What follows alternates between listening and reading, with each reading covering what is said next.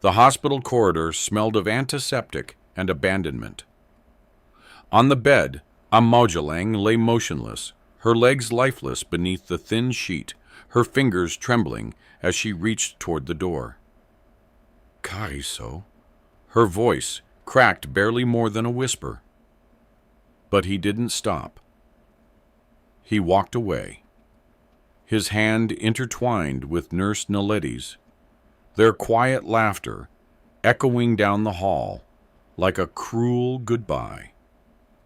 Tears slid down Amogelang's face as the door slowly closed, sealing her in a silence heavier than pain.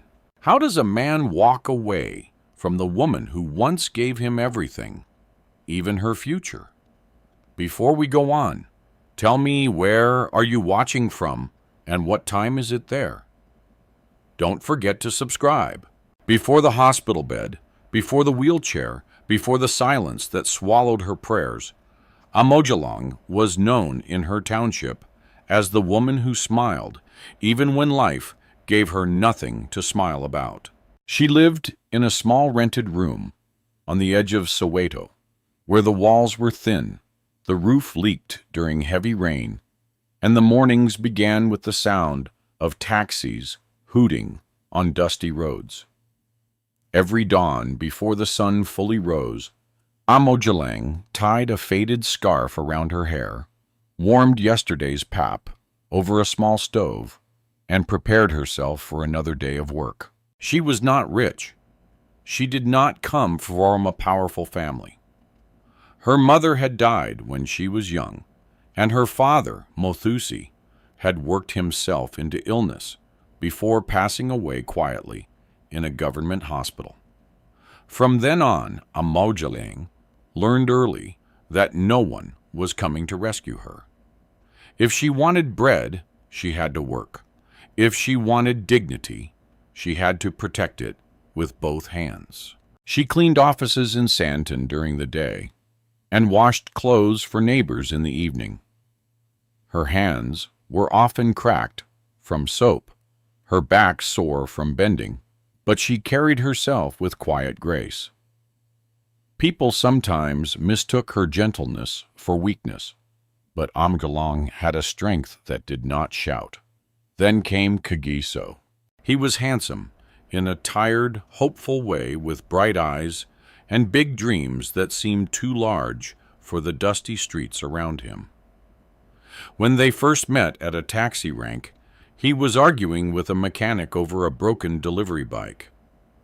Amogelang had been passing by with a bucket of laundry balanced on her hip when she heard the frustration in his voice.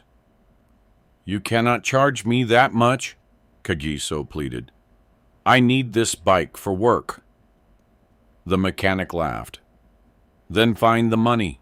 Amogelang did not know him, but something in his face stopped her. She saw desperation there, the kind she understood too well. Without making a show of it, she opened the small cloth purse tucked inside her blouse and gave the mechanic part of the money she had saved for rent. Kagiso stared at her, shocked. "Why would you do that for me?" Amogelang only smiled. "Because tomorrow it might be me standing here." That small act became the beginning of everything. Kagiso came looking for her the next day to return the money, but Amogelang refused to take all of it. "Keep half," she said. "Use it to fix your bike properly." From that day, he began visiting her after work. Sometimes he brought roasted corn. Sometimes he brought nothing but stories. He told her he wanted to start a small transport business one day, then append it into a proper logistics company. He spoke of buying a house with a strong roof, a yard full of flowers, and a kitchen where no woman he loved would ever cook while worrying about rent. Amogelang listened as if his dreams were already real. She did not laugh at him. She did not tell him poor men had no right to dream.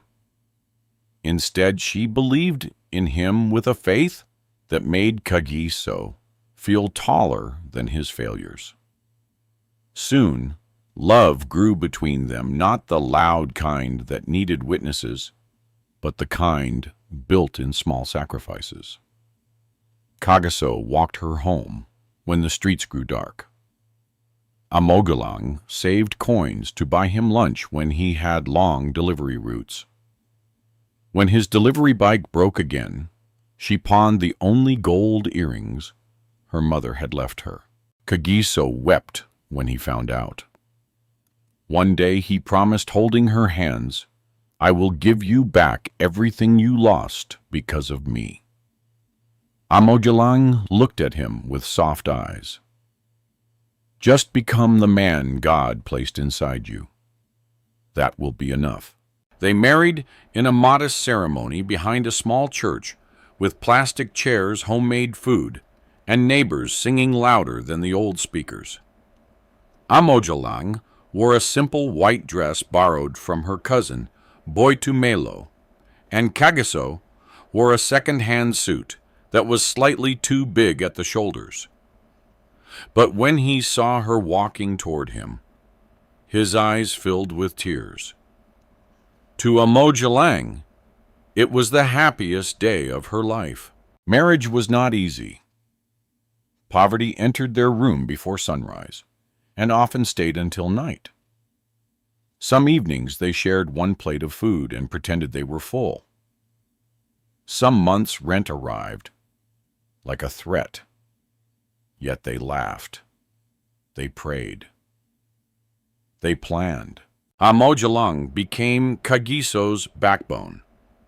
When customers refused to pay him, she encouraged him. When he wanted to quit, she reminded him of the man he said he wanted to become. When he got his first contract delivering supplies for a small clinic, she danced in their room until their neighbor banged on the wall. "You will wake the whole street." Kagiso laughed. "Let them wake up," she said, breathless with joy. "My husband is rising." Those words stayed with him. For a while, Kagiso loved her the way a grateful man loves the person who stood beside him in the dirt. He kissed her tired hands. He waited for her outside her office cleaning job. He told anyone who would listen that Amogelang was his blessing. But life has a cruel way of testing the promises people make when things are still simple. As Kagiso's work improved, his world expanded. He began meeting business owners, nurses, administrators, people who wore perfume that lasted all day and shoes without dust on them. He started wearing better shirts. He began checking his reflection longer before leaving the house. Amogelang noticed, but she did not complain. She was proud of him. Every small success felt like a victory they had both earned. Still, there were moments when something cold passed through the air between them. One evening, Kagiso came home late from a meeting at Maseko Community Hospital, where he had delivered medical supplies. Amogelang had waited with dinner covered on the table. The PAP had hardened and the stew had cooled. "You should have eaten," he said, avoiding her eyes. "I wanted to wait for you." He sat down tired and distracted. There was a strange scent on his shirt, not alcohol, not smoke, but something floral and unfamiliar. Amogelang noticed it. She said nothing. Instead, she served him food and listened as he spoke excitedly about new opportunities. His voice was full of life, but his eyes were somewhere else. That night, after Kagiso fell asleep, Amogelang lay awake beside him and stared at the cracked ceiling. She told herself she was being foolish. Love required trust. Marriage required patience. A good wife did not turn every small change into fear. But deep inside her, a quiet unease began to grow. The next morning, Kagiso received a call before sunrise. He stepped outside to answer it. Amogelang heard only pieces. Yes, I will come today. No, she does not need to know. Then silence. When he returned, he smiled too quickly. It is just business. Amogelang nodded, but her heart tightened. She did not know that the road ahead was already bending toward tragedy. She did not know that the man she had helped build would soon be tested by weakness, temptation, and selfishness. And she did not know that one ordinary afternoon on a busy road outside the hospital, her love for Kagiso would cost her the use of her legs. For now, she only held his hand before he left and whispered, "Be careful out there." Kagiso kissed her forehead. "I always am," he said. But fate was already waiting. The day everything changed did not begin like a tragedy.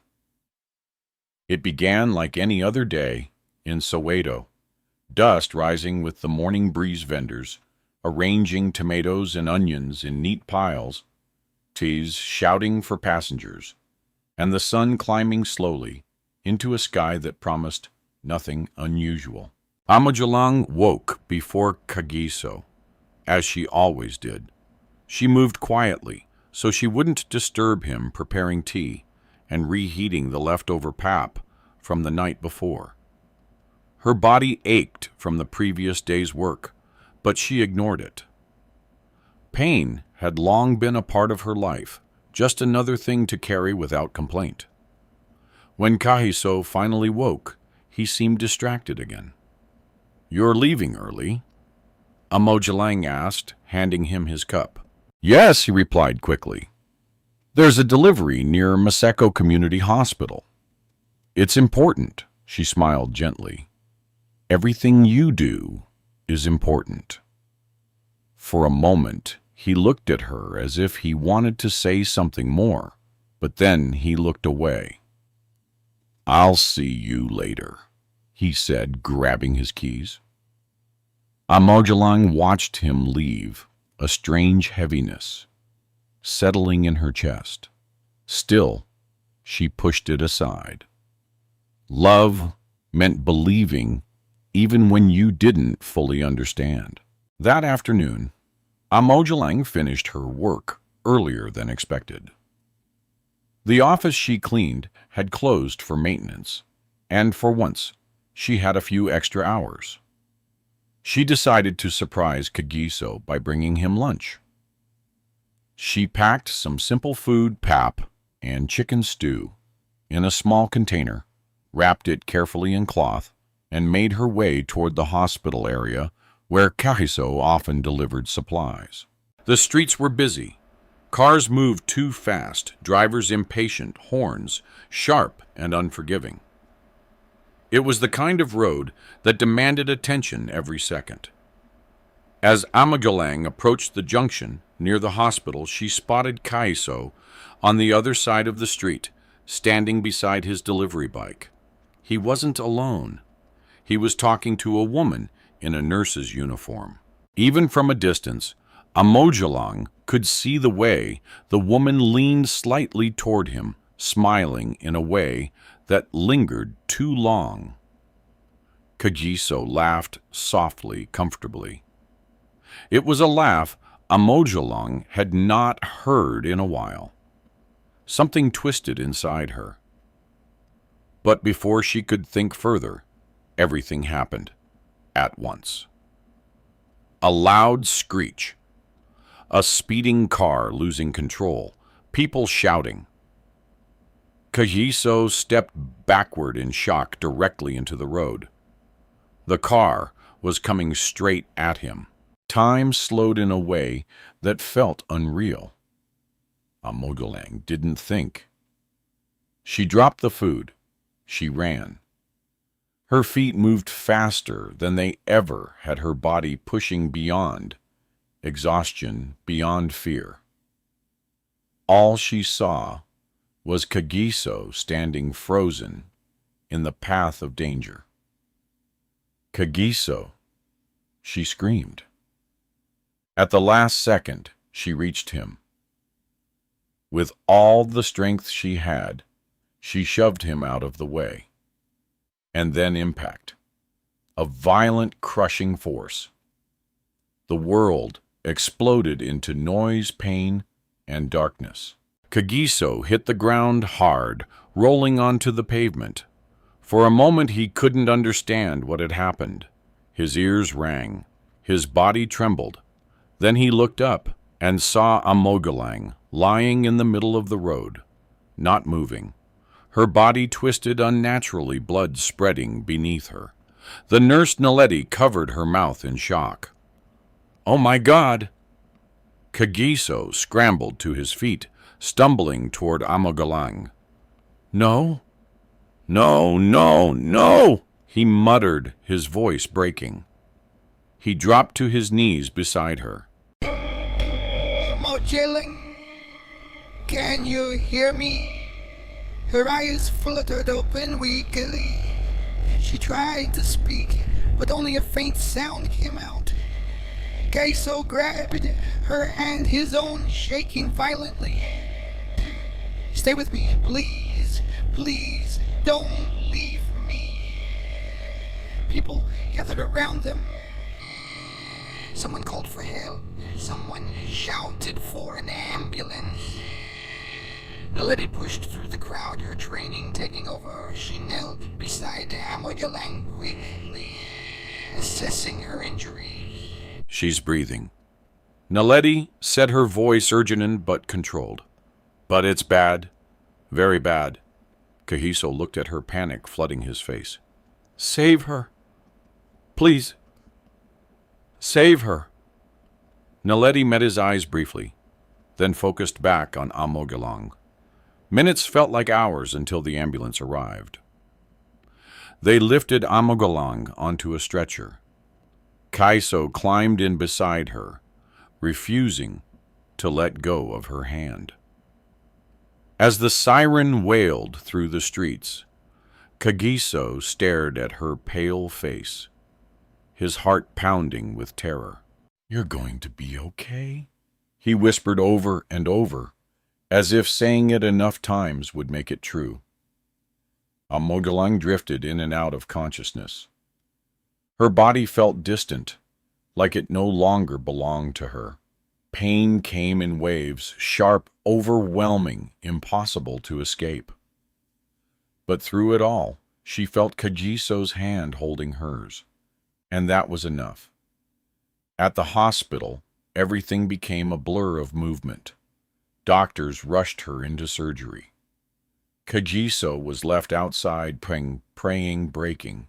Naledi stayed nearby, watching him quietly. For the first time, she saw him not as the confident man she had met days before, but as someone fragile, desperate, and afraid. Hours passed. Finally, a doctor emerged. Kagiso rushed forward. "How is she?" The doctor's face was serious. "She survived the surgery," he said slowly. Relief flooded Kagiso's body so suddenly that he almost collapsed.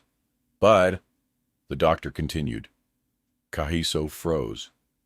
"There is severe damage to her spine." The words hung in the air, heavy and irreversible. "She may never walk again." Silence. Kagiso stared at the doctor, as if he had not heard correctly. "No," he whispered. "No, that's not possible. She was fine this morning." The doctor's expression softened slightly. "She saved your life. The impact took everything." Kagiso's legs gave way, and he sank into a chair. "Saved your life." The words echoed in his mind like a curse. Amogelang had given everything again. Naledi watched from a distance, her face unreadable. Inside the hospital room, Amogelang lay unconscious, her body still fighting to recover. When she finally woke hours later, the world felt different, heavier, quieter. She tried to move her legs. Nothing. Panic surged through her. She tried again. Still nothing. Kagiso, she whispered weakly. He rushed to her side, forcing a smile through his tears. I'm here, he said, holding her hand. What happened? She asked, her voice trembling. Kagiso swallowed hard. He wanted to lie. He wanted to protect her from the truth. But the truth was already written in her body. There was an accident, he said softly. Amogelang closed her eyes briefly, memories flashing back. The car, the impact, pushing him out of the way. Her eyes opened again, searching his face. My legs, she whispered. Kagiso couldn't speak. The silence answered her. Tears filled her eyes, but she did not scream. She did not break. Instead, she tightened her grip on his hand. At least you're alive, she said, her voice barely steady. Kagiso felt something inside him crack. In that moment, he made a promise to himself. He would never leave her. He would take care of her. He would repay her sacrifice with a lifetime of loyalty. But promises made in pain are often tested in ways people never expect. And as days turned into weeks and weeks into months, the weight of that promise would begin to change him. Slowly, quietly, dangerously. The first weeks after the accident were filled with a kind of fragile hope. The hospital room became Amogelang's entire world. White walls, steady beeping machines, the smell of antiseptic that never faded. Yet within that confined space, Kagiso stayed close. He sat beside her bed for hours sometimes in silence, sometimes talking about small things to keep her mind away from the truth her body was still trying to understand. You'll get better, he would say, even when the doctors avoided making promises.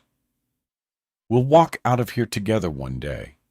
Amogelang wanted to believe him. She watched his face when he said those words, searching for doubt. But in those early days, Kagiso still looked like the man she married, tired, worried, but present. Every morning, he helped adjust her pillows. Every afternoon, he fed her when her hands trembled too much.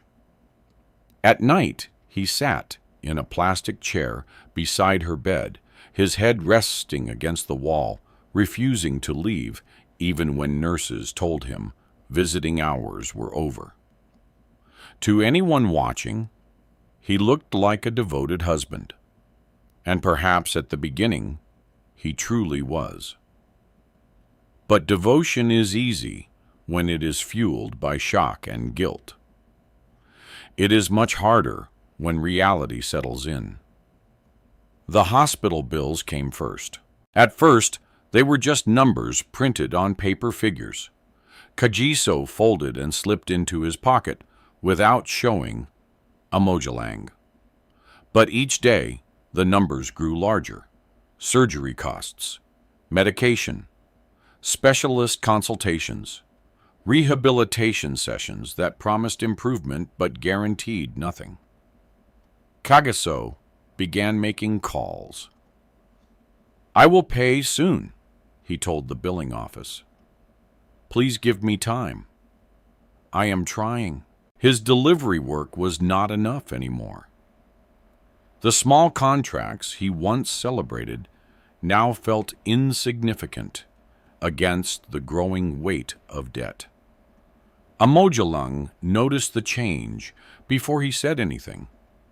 He started stepping outside more often to take calls. His voice, once calm and hopeful, became strained. His shoulders carried a tension that did not leave even when he smiled at her. "Are you okay?" she asked one afternoon. "I'm fine," he replied too quickly. "Just work." She nodded, but her heart knew better. Meanwhile, her body refused to cooperate with her hope. The doctors began physiotherapy sessions, small painful exercises meant to stimulate movement. Each time, Amogelang tried with everything she had. Sweat covered her face. Her hands gripped the bed tightly. She pushed, willed, begged her legs to respond. Nothing.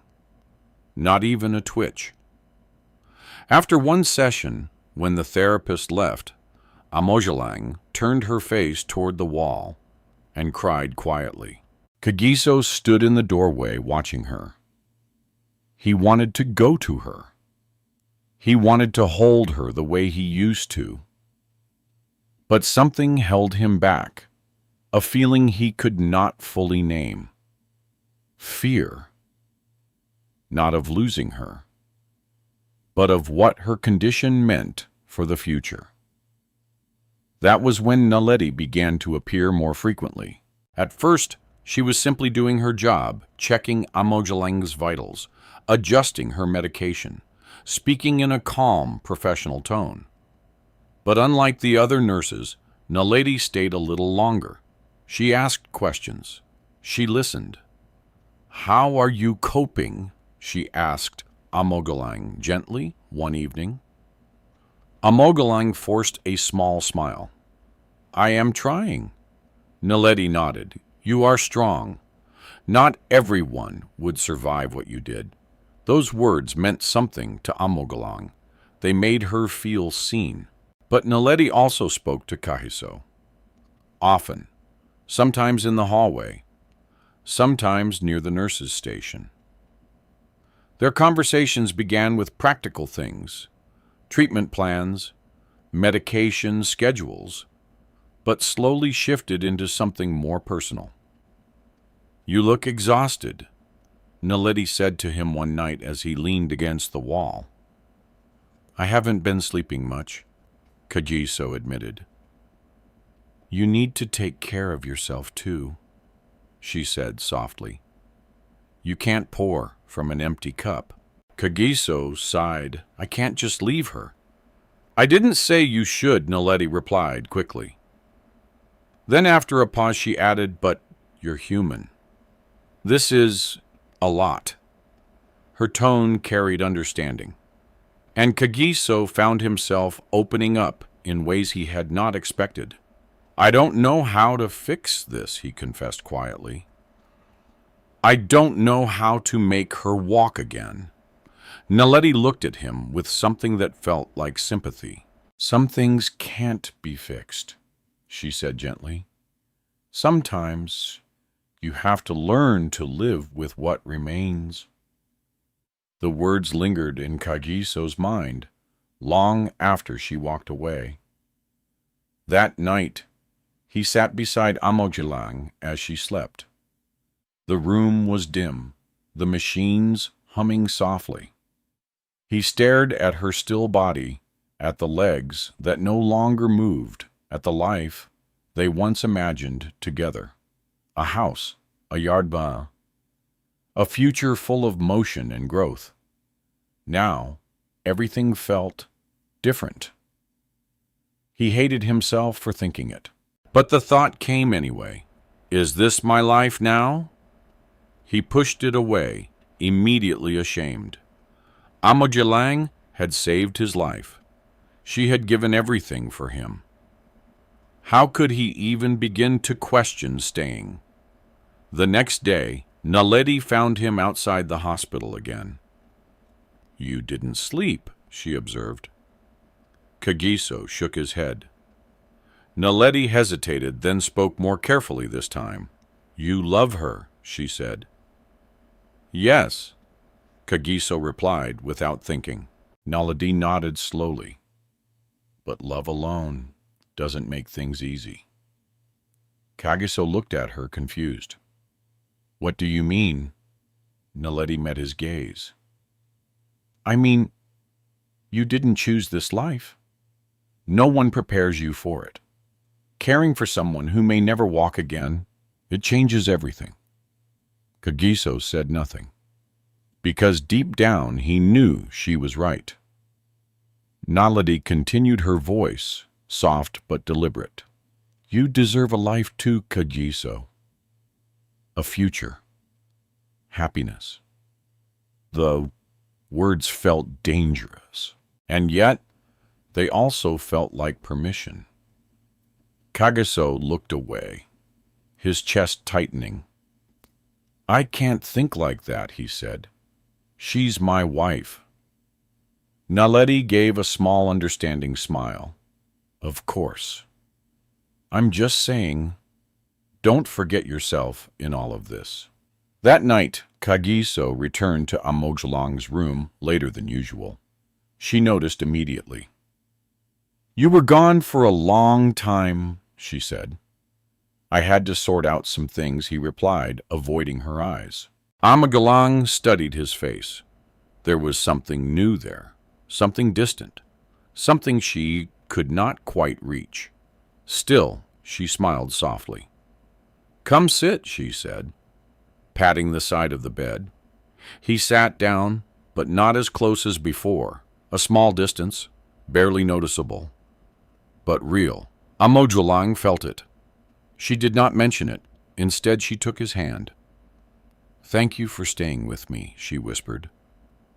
Kagiso's fingers tightened slightly around hers, but his heart felt conflicted, because somewhere between the hospital bills, the endless routines, and Naledi's quiet words, something inside him had begun to shift. Not loudly, not suddenly, but enough to change the way he looked at tomorrow.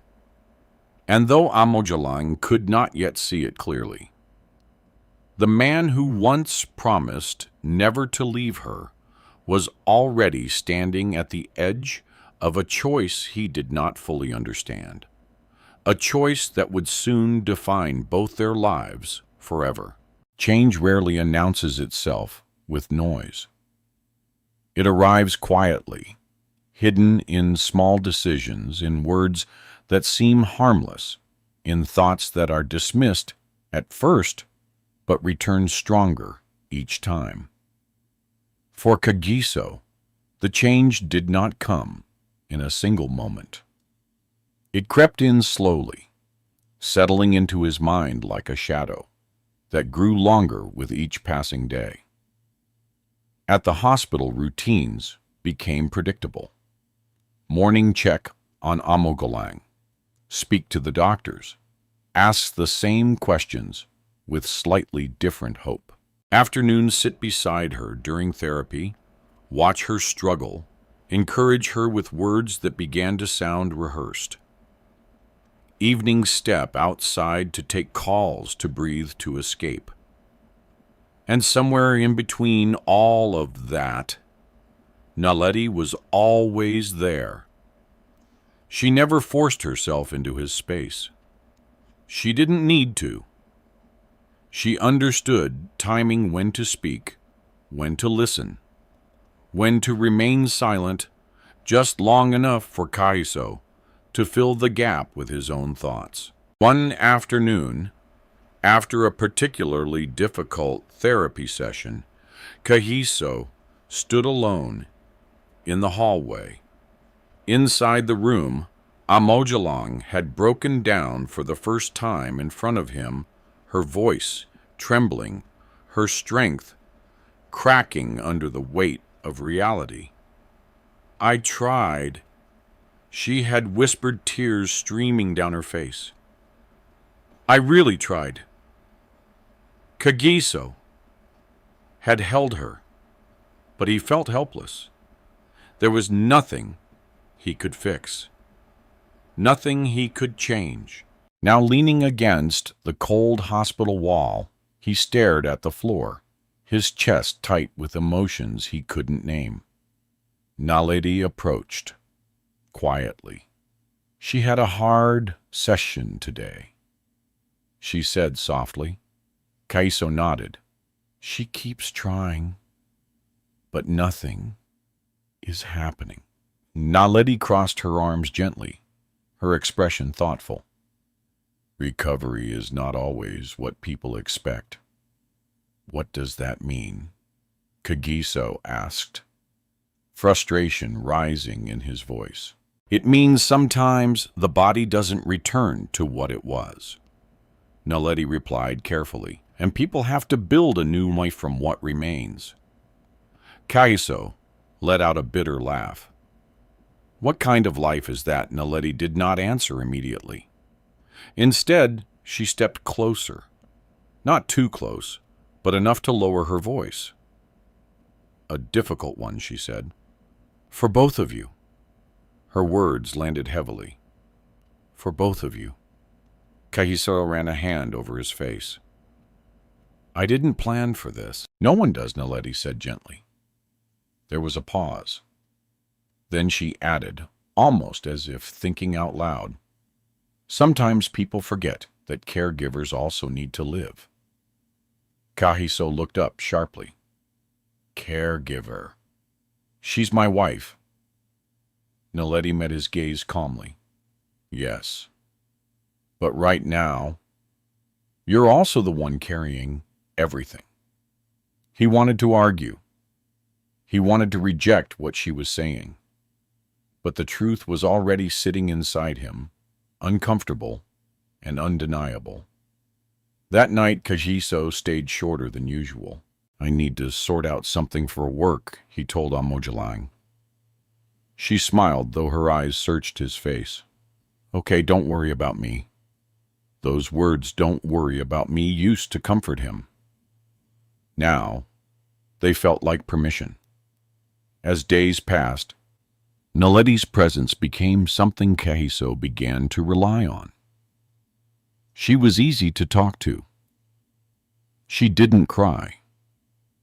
She didn't need him to be strong all the time. When he spoke about his fears, she didn't look at him with expectation, only with understanding. You've done so much already, she told him. One evening, as they stood outside the hospital entrance, not everyone would stay this long. Kagiso frowned slightly. Stay this long? Naledi tilted her head, as if reconsidering her words.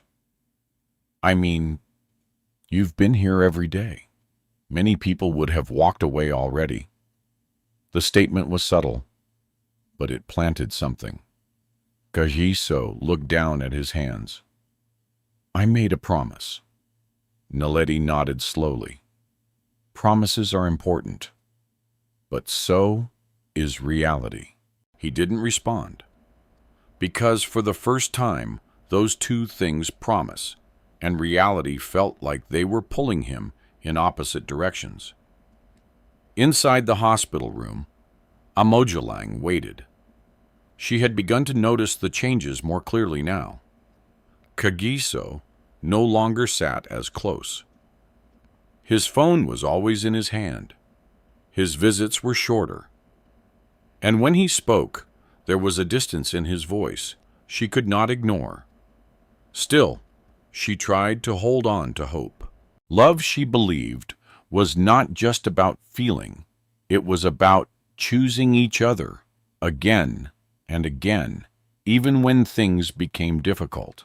So, she chose him.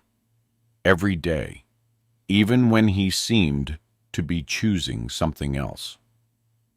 One afternoon, as Kagiso prepared to leave again, Amogelang reached for his hand. Stay a little longer, she said softly. Kagiso hesitated, just for a moment. But that moment was enough. I can't, he replied. I have something important. Her fingers slowly loosened. More important than this, she asked, gently, not accusing, just hurting. Kagiso avoided her eyes. You wouldn't understand. The words slipped out before he could stop them. Silence filled the room. Amogelang stared at him, her heart sinking. You're right, she whispered. Maybe I don't. Kagiso felt a flicker of guilt, but he pushed it aside. I'll come back tomorrow, he said quickly. But as he walked out, something inside Amogelang shifted. Not loudly, not dramatically, but enough, because love could endure pain. It could endure sacrifice, but it could not survive being slowly ignored. Outside, Kagiso found Naledi waiting. You look troubled, she said. It's nothing, he replied. Naledi studied him for a moment. You don't have to pretend with me. That sentence broke something open. I don't know how much longer. I can do this, Kagiso admitted quietly. Naledi didn't react with shock. Instead, she nodded as if she had been expecting it. It's okay to feel that way, she said. Kagiso exhaled, a strange sense of relief washing over him. You don't understand, he continued. It's not just the money or the stress. It's everything. My whole life feels stuck. Naledi's voice softened further. And you deserve more than that. There it was again, that idea, that dangerous, comforting idea. Kagiso closed his eyes briefly. What kind of man would I be if I walked away? He asked. Naledi didn't answer immediately. When she did, her voice was calm, almost reassuring. A human one. The words echoed in Kagiso's mind long after she spoke them. Because they gave him something he hadn't allowed himself to feel, before justification. That night, Kagiso did not return to the hospital. He told himself it was just for one night, that Amogelang would be fine, that he needed space to think. But somewhere deep inside, a line had been crossed. And once crossed, it is rarely easy to go back. Back in her room, Amogelang lay awake, staring at the ceiling. The empty chair beside her bed felt louder than any noise. She reached out instinctively, but there was no hand to hold. Tears slipped quietly down her face. Not just from pain, but from the growing realization that the man she loved was no longer standing beside her in the way he once did. And though she didn't yet know how far he would go, she could feel it. Something was breaking, slowly, silently, irreversibly. The absence of Kagiso did not feel like a single empty night. It felt like a slow removal of air from Amogelang's world. At first, she told herself it was temporary. He was busy. He was overwhelmed. He needed space. Those were the explanations she repeated in her mind, carefully arranging them, like pieces of a puzzle that still had to make sense. But the hospital does not lie gently to those who wait. It reveals truth in small, unbearable details. The empty chair remained untouched. The silence where his voice used to be grew heavier. Even the nurses noticed the difference. Your husband hasn't been here today," one of them said softly, while adjusting Amogelang's IV line. "He is working," Amogelang replied, quickly forcing a smile. But her voice did not sound convinced, even to herself. Even outside the hospital, Kagiso was no longer living the life of a man who simply stepped away for a moment. He was beginning to build a separate rhythm, one that did not revolve around Amogelang's room. It started with work, then meetings, then conversations that lasted longer than expected. And always somewhere in between, Naledi. She never demanded his time. That was what made it feel natural. Kagiso would arrive at the hospital and she would be there. He would step outside and she would be there. It was as if she existed in the spaces between, his responsibilities quietly filling them without effort. One afternoon, Kagiso stood near the parking lot, staring at his phone without really seeing it. Naledi approached him. "You missed her physiotherapy session today," she said calmly. Kagiso exhaled sharply. "I had work." Naledi nodded, not judging. "I understand." A pause. Then she added gently, "But she was waiting for you." Those words landed harder than they should have. Kagiso looked away. "She'll understand." "Does she?"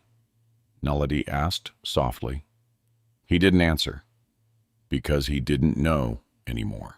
Inside the hospital, Amogelang had begun to notice something new in her pain, not just physical, but emotional anticipation. She no longer waited with certainty. She waited with hesitation. Every sound in the hallway made her look up. Every footstep that stopped near her door made her heart jump. And every time it wasn't him, something inside her sank a little further. Still, she did not complain. Not yet. Love, she believed, required patience in silence. But silence, when stretched too long, becomes its own kind of cruelty. One evening, Kagiso finally returned. He entered the room slowly, as if unsure of his place there. Amogelang turned toward him immediately. "You came," she said softly. Something in her voice made him feel guilty instantly. "I've been busy," he replied almost defensively. She nodded. "I understand," but her eyes said something else. They asked questions she did not speak aloud. "Why didn't you call? Why didn't you come sooner? Why does it feel like I am waiting alone?" Kagiso sat down, but not close enough. A distance had formed between them now, not just physical, but invisible, heavy. "How was your day?" she asked gently, trying to bridge it. "It was fine," he said quickly. A silence followed. Then Amogelang spoke again, softer this time. "I miss you." The words hung in the air. Kagiso looked at her, and for a moment something flickered in his expression. Guilt, memory, affection. But it passed quickly. "I'm here now," he said. But even as he said it, both of them knew now was not the same as before. Later that night, when Amogelang fell asleep, Kagiso stepped outside again. Naledi was waiting, as she often was. "You look tired," she said. "I am," he replied. They stood in silence for a moment. Then Naledi spoke quietly. You can't keep living between two worlds. Kagiso frowned slightly. What does that mean? She looked at him directly. You are trying to be the man she needs, and the man your life is pulling you toward. It will break you eventually. Kagiso rubbed his forehead. So, what am I supposed to do? Naledi didn't answer immediately. Instead, she said something softer, more dangerous in its simplicity. You have to choose peace. The words settled into him. Peace. It sounded harmless, even reasonable, but it carried weight. Because in Kagiso's mind, peace was beginning to sound like something that might not include suffering, or obligation, or staying where things hurt. The next day, Kagiso did not come in the morning. Amogelang waited. By afternoon, she asked the nurse. He will come later, she told herself. By evening, she stopped asking. And by night, she cried quietly into her pillow, so no one would hear.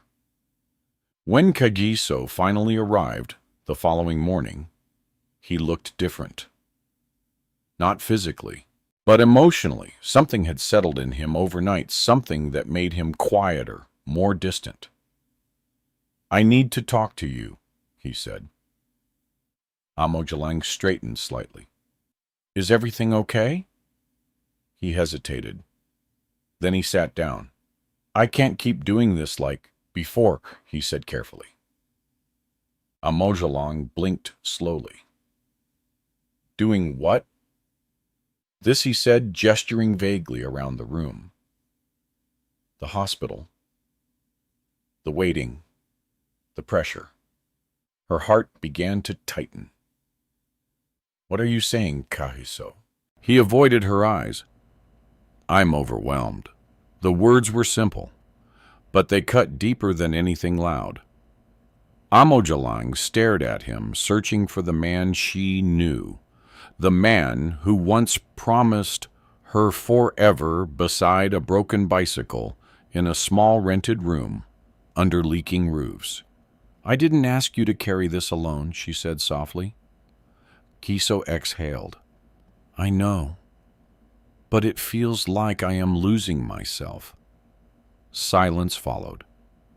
Amogelang's voice trembled slightly. And what about me? That question stayed in the air longer than anything else. Kagiso didn't answer immediately. Instead, he stood up. I just need time, he said.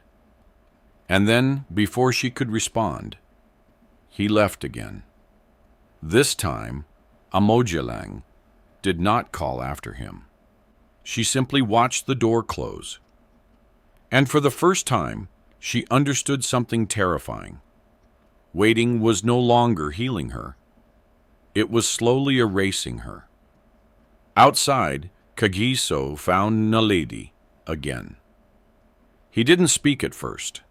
Naledi studied his face. You told her, she said softly. I tried, Kagiso replied, and he shook his head. She doesn't understand. Naledi nodded slowly, as if accepting something inevitable. Then maybe you are both in different places now, she said. Kagiso didn't respond, but something inside him agreed. And that was the beginning of the end. He had not yet fully chosen, but was already walking toward. Because once a man starts believing that peace exists only away from pain, he begins to leave behind everything that once defined him. Even love, especially love. Inside the hospital room, Amogelang lay still staring at the ceiling. For the first time, she did not wait for footsteps. She did not listen for his voice. She simply lay there, understanding in a quiet, heartbreaking way. that the man she once built a future with was already beginning to disappear from it, and this time she did not know if he would ever fully return. By the time Kagiso stopped coming regularly, it no longer felt like a sudden disappearance. It felt like something that had been happening slowly for a long time, so slowly that Amogelang only fully understood it when there was almost nothing left to hold on to. The hospital room had become quieter, in a way that no longer surprised her. Even the nurses stopped asking about him as often. "He will come," Amogelang would still say, sometimes more to herself than to anyone else. But her voice no longer carried certainty. One morning she woke up and instinctively turned her head toward the chair beside her bed. It was empty, still unmoved, as if it had never belonged to anyone in the first place. That day she did not receive a message. No explanation, no excuse, just silence. And silence, Amogelang was beginning to understand, is not absence. It is choice. Outside the hospital, Kagiso stood at a crossroads he had been avoiding for weeks. His life no longer felt like one continuous path. It felt split like two roads moving in opposite directions, each demanding a version of him he could no longer merge. On one side was Amogelang, pain, responsibility, guilt, memory. On the other side was something newer, easier to breathe in, less heavy, and always present in that second world was Naledi. That morning, Kagiso met her near the hospital parking lot. "You look like you haven't slept," she observed gently. "I haven't," he admitted. Naledi nodded as if that answer made perfect sense. "Are you still going every day?" she asked. Kagiso hesitated. "Not every day." A pause. Naledi studied him carefully. "And how is she?" Kagiso looked away. "She is the same." But he knew that wasn't true. Nothing about Amogelang was the same anymore. Not her body, not her voice, not the way she looked at him. When he arrived, hopeful, then slowly uncertain, then quietly disappointed. Naledi crossed her arms lightly. "You're burning out." "I know," Kagiso replied. "Then why do you keep doing it to yourself?" That question lingered, because Kagiso didn't have a simple answer. He had love. He had guilt. He had memory. And now he also had exhaustion. But what he didn't have anymore was clarity. Later that day, he finally went to the hospital. Not early, not eagerly, but out of obligation. When he entered Amogelang's room, she was awake. She turned her head slowly, and for a brief second, something like hope flickered in her eyes. "You came," she said softly. Kagiso forced a small nod. "Yes." He sat down, but again not close. Never as close as before. Amogelang noticed. She always noticed. "How was your day?" she asked. "Busy," he replied. A familiar pattern now. Questions that once built connection were becoming rituals with no warmth. Silence settled between them. Then Amogelang spoke again, more carefully this time. "Kagiso, have I done something wrong?" The question hit him harder than he expected. What he said quickly. "You are far away," she said quietly, "even when you are here." Kagiso looked at her. For a moment, he almost reached for her hand. But he didn't. Instead, he sighed. "It's not you," he said. Those 3 words. It's not you. The most dangerous sentence in love. Because it usually means it is everything. Except you. Amogelang nodded slowly, as if she had heard this before in different forms. "Then what is it?" she asked. Kagiso hesitated. He wanted to say the truth, that he was tired, that he was confused, that he felt trapped between duty and escape. But instead what came out was softer. "I just need space." The room went still. Amogelang blinked. "Space," she repeated. Kagiso nodded. "Just time to think."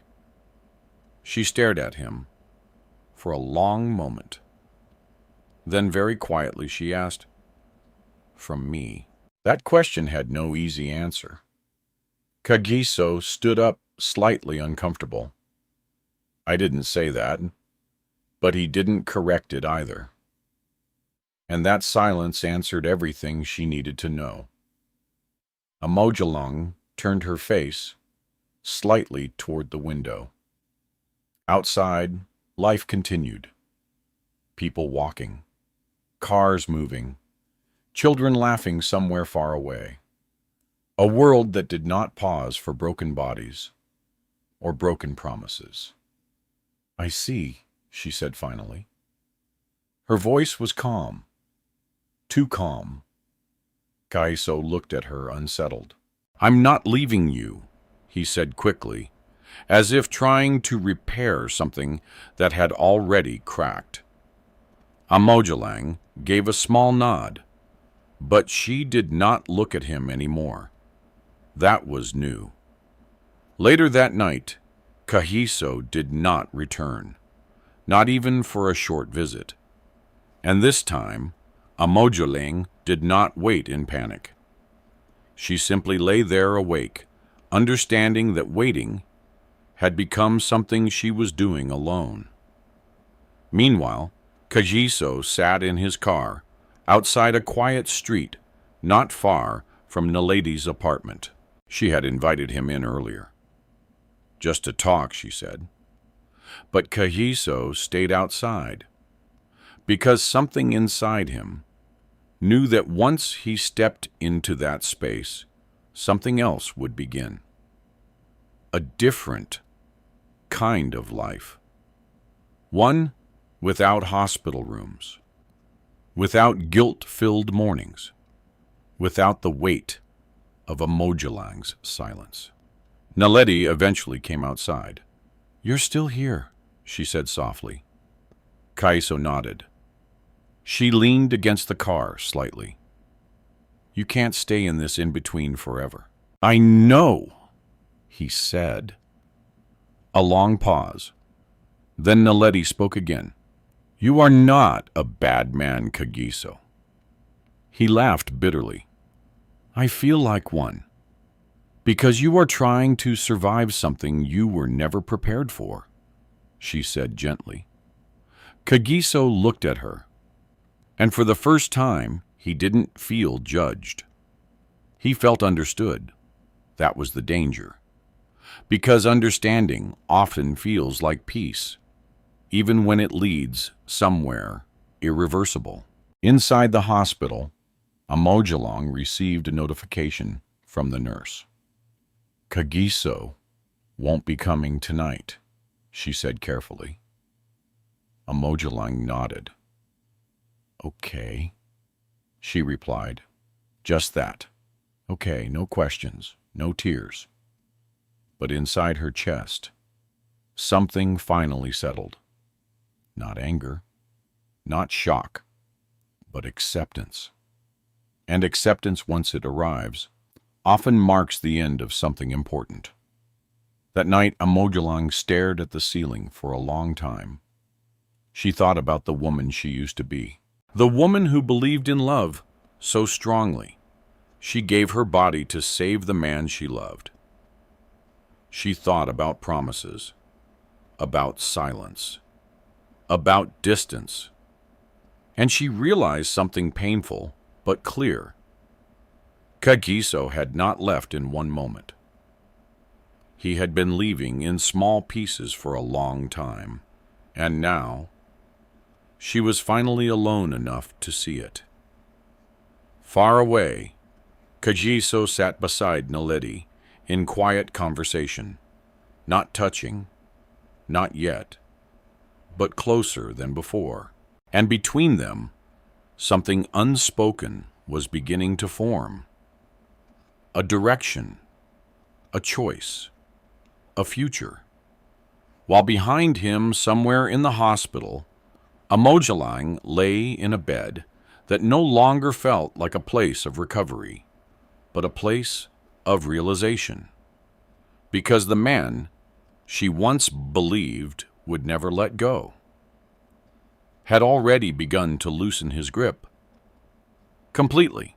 The morning after Kagiso did not return, the hospital felt different to Amogelang in a way she could not immediately explain. It was not louder or quieter. It was simply final in its silence. Even the usual sounds, the rolling of medicine carts, the soft footsteps of nurses, the distant announcements over the intercom, seemed to pass through her rather than reach her.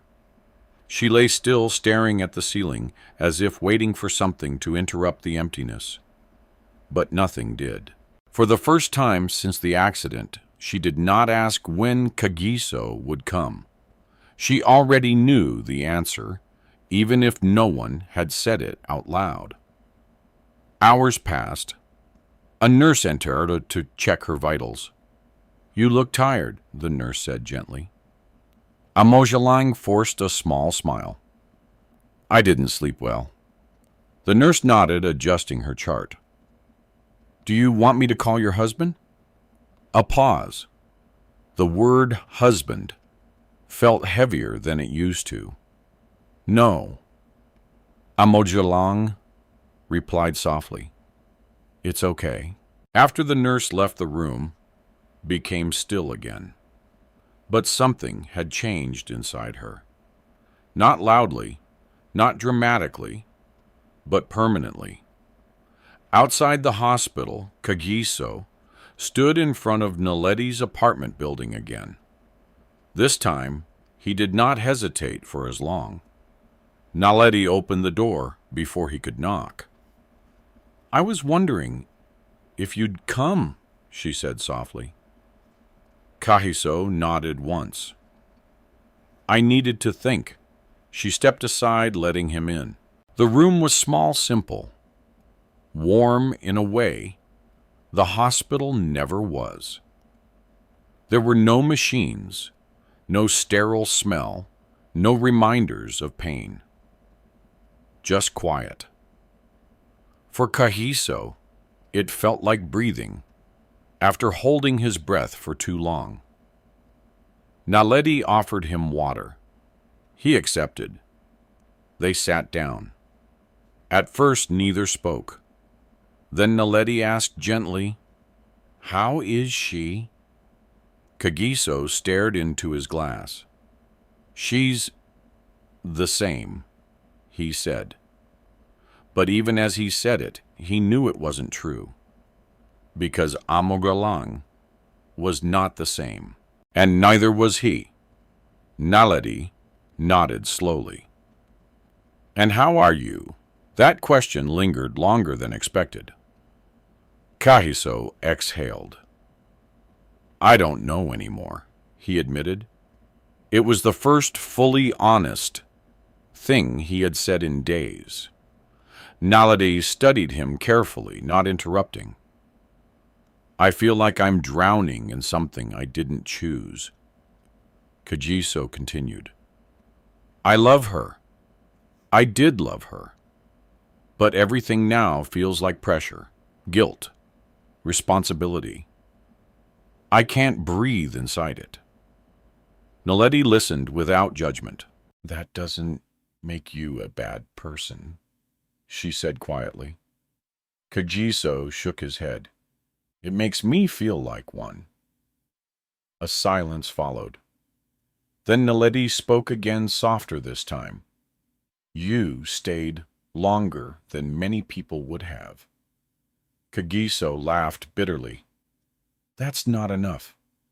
It is for some, Naledi replied, but not for you.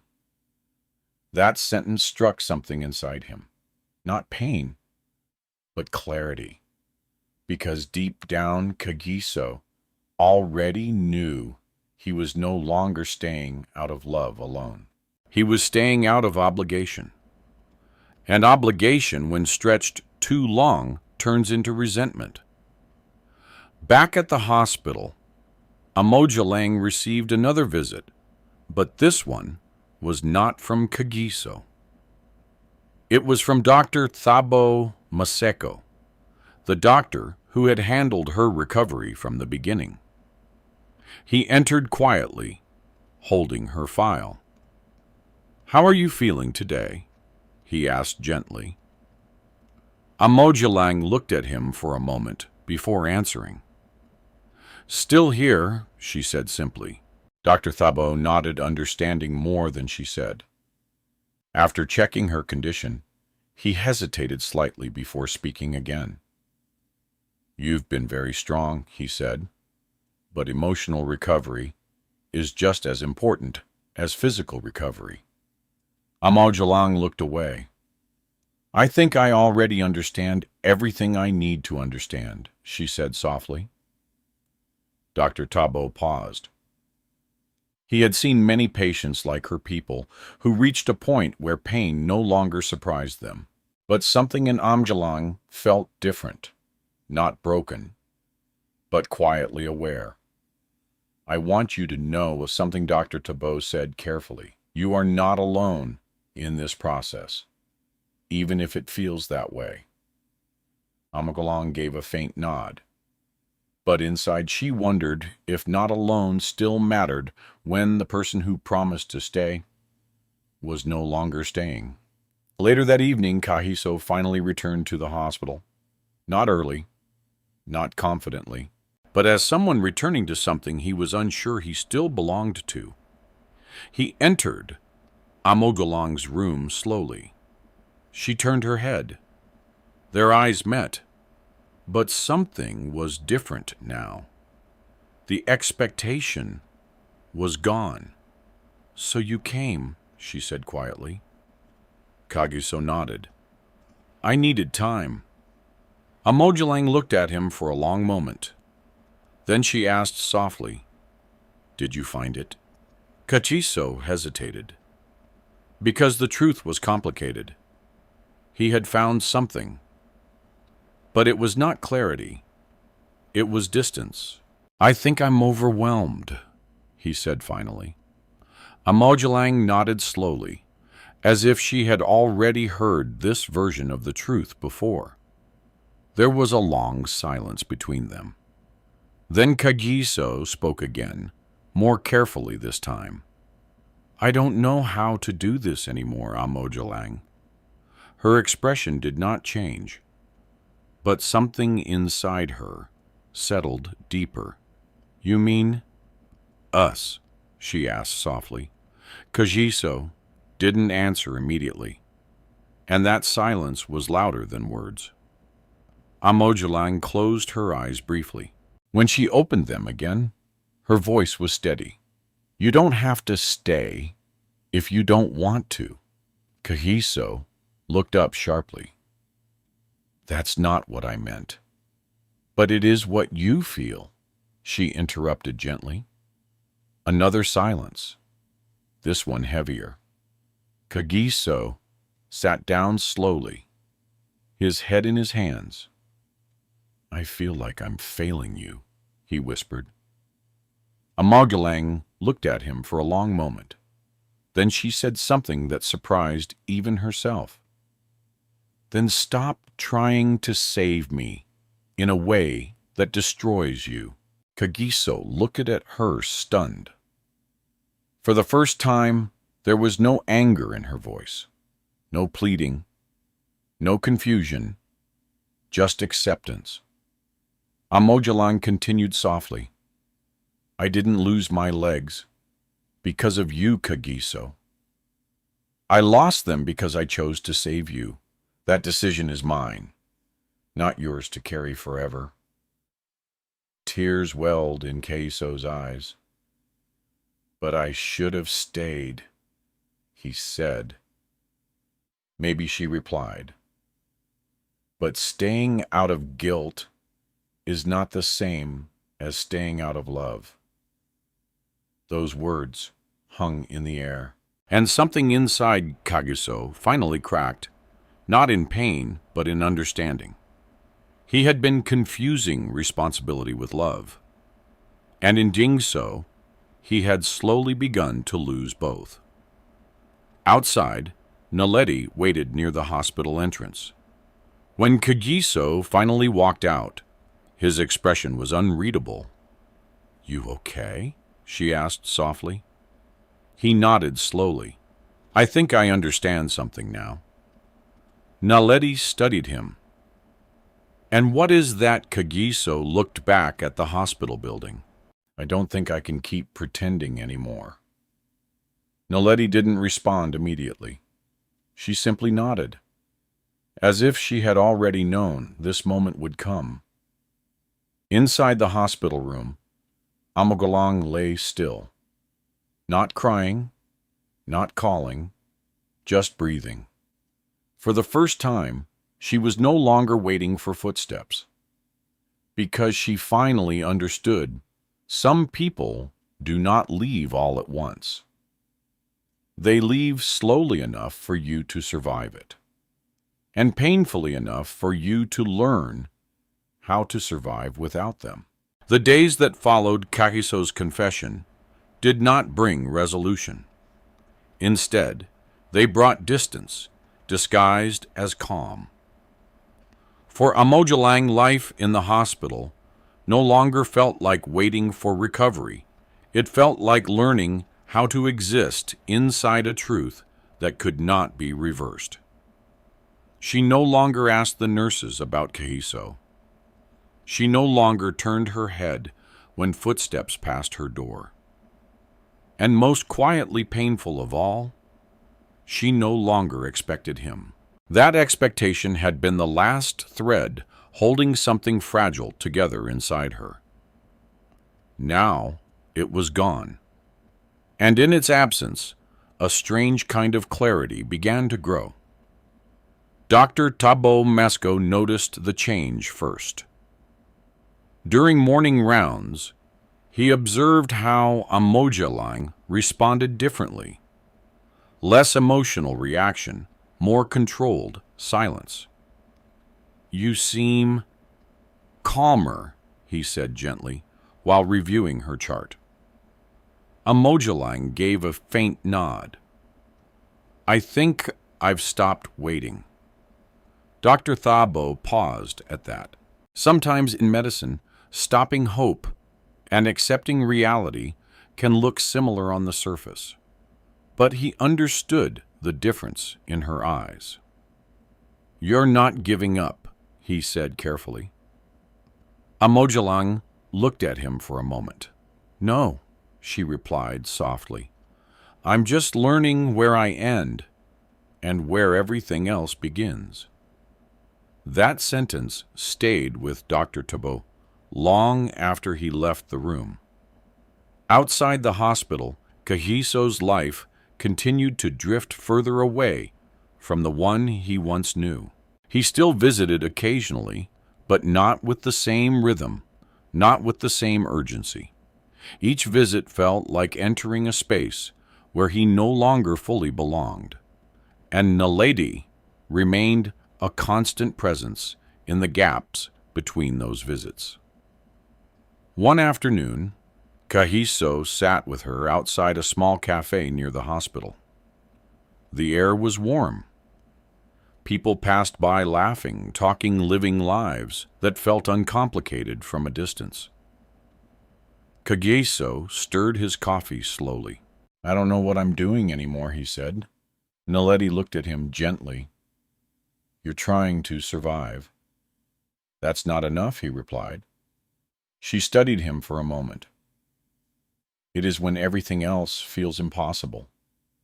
Kagiso exhaled. There was something comforting about Naledi's presence. She didn't demand answers from him. She didn't measure him against who he used to be. With her, he didn't feel like a failing husband or a man trapped in guilt. He just felt human. But even that comfort came with quiet danger. Because comfort can become a direction when confusion lasts too long. Meanwhile, inside the hospital, Amogelang had begun something unexpected. At first, it was small talking to other patients during physiotherapy sessions, listening to their stories, sharing her own struggles without shame. Then she began encouraging others. "You are still here," she told a young woman recovering from surgery. "That means your story is not finished yet." Slowly, something shifted. For the first time since her accident, Amogelang was not only a patient. She was becoming a presence, a quiet strength in a place filled with brokenness. One afternoon, Dr. To entered her room with a small notebook in hand. "I've been thinking," he said. Amogelang looked at him curiously. "About what?" "About starting a support group here," he replied, "for patients recovering from life-changing injuries." She tilted her head slightly. "Why me?" Dr. Thabo smiled faintly. "Because they already listened to you." That moment stayed with her longer than she expected. Later that evening, she agreed, not because she felt strong, but because she realized strength was no longer something she was waiting to regain. It was something she was already using quietly, without realizing it. Outside the hospital, Kagiso's world was shifting in ways he did not fully notice at first. Work became inconsistent. Focus became difficult. Even simple decisions felt heavier. And Naledi began to notice. "You're distracted," she said one evening as they sat together outside her apartment. "I'm fine," Kagiso replied automatically. But she didn't accept that. "You're not fine," she said gently. "You're somewhere else all the time." Kagiso looked at her. "I feel like I'm failing everywhere," he admitted. Naledi softened. "You're not failing. You're just divided." The word struck him. Divided. Because that was exactly what he was. Between guilt and relief. Between past and present. Between Amogelang and a future he did not yet understand. That night, he returned to the hospital. But something was different this time. He did not rush. He did not hesitate. He simply walked in. Amogelang was awake. They looked at each other. A silence passed between them, not uncomfortable, but final, in a quiet way.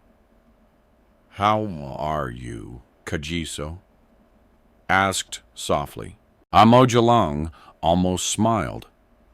"That's a question people ask when they don't know what else to say," she replied gently. Kagiso nodded slowly. Maybe. Another silence. Then Amogelang spoke. I started something here, she said. What kind of thing? A group, she replied. 4 patients like me. Kagiso studied her face. There was something different about her now. Not physically, but internally. A steadiness he had not seen before. That sounds good, he said. Amogelang nodded. Then she added quietly, It helps to be useful again. Kagiso felt something tighten in his chest. You were always useful, he said. Amogelang looked at him. Not angrily, not sadly, just honestly. I don't think I felt that when you were still here every day, she said. The words were simple, but they landed deeply. Kagiso looked down. I don't know how to fix what I broke, he admitted. Amogelang shook her head slightly. I don't need you to fix anything, she said. I just need you to be honest. That sentence stayed in the air, longer than anything else. Kagiso looked at her. For the first time, he did not see a woman waiting to be saved. He saw a woman who had already begun saving herself. And that realization frightened him more than guilt ever had, because guilt gave him a role, but truth left him with none. Later, when he left the hospital, Naledi was waiting outside again. You were with her, she said softly. Yes, Kagiso replied. How was it? He paused, then answered, honestly, different. Naledi nodded as if she understood exactly what he meant. A long silence followed. Then she said quietly, You don't have to keep coming back out of obligation. Kagiso looked at her. For the first time, there was no confusion in his expression, only exhaustion. And something else. Acceptance. I know, he said. That night, for the first time, Kagiso did not go to Naledi's apartment. He did not go home either. He simply sat in his car for a long time, staring at the road ahead.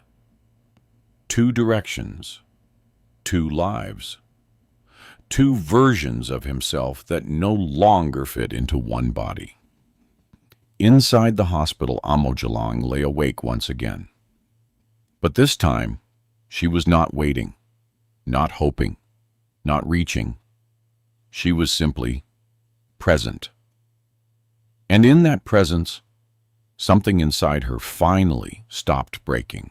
Not because everything was healed, but because she had finally stopped expecting the person who broke it to be the one to fix it. The rain fell softly over Johannesburg that week, turning the streets into a blur of gray reflections and quiet movement. For Kagiso, it felt like the city itself was mirroring his mind, uncertain, divided, constantly shifting between clarity and confusion.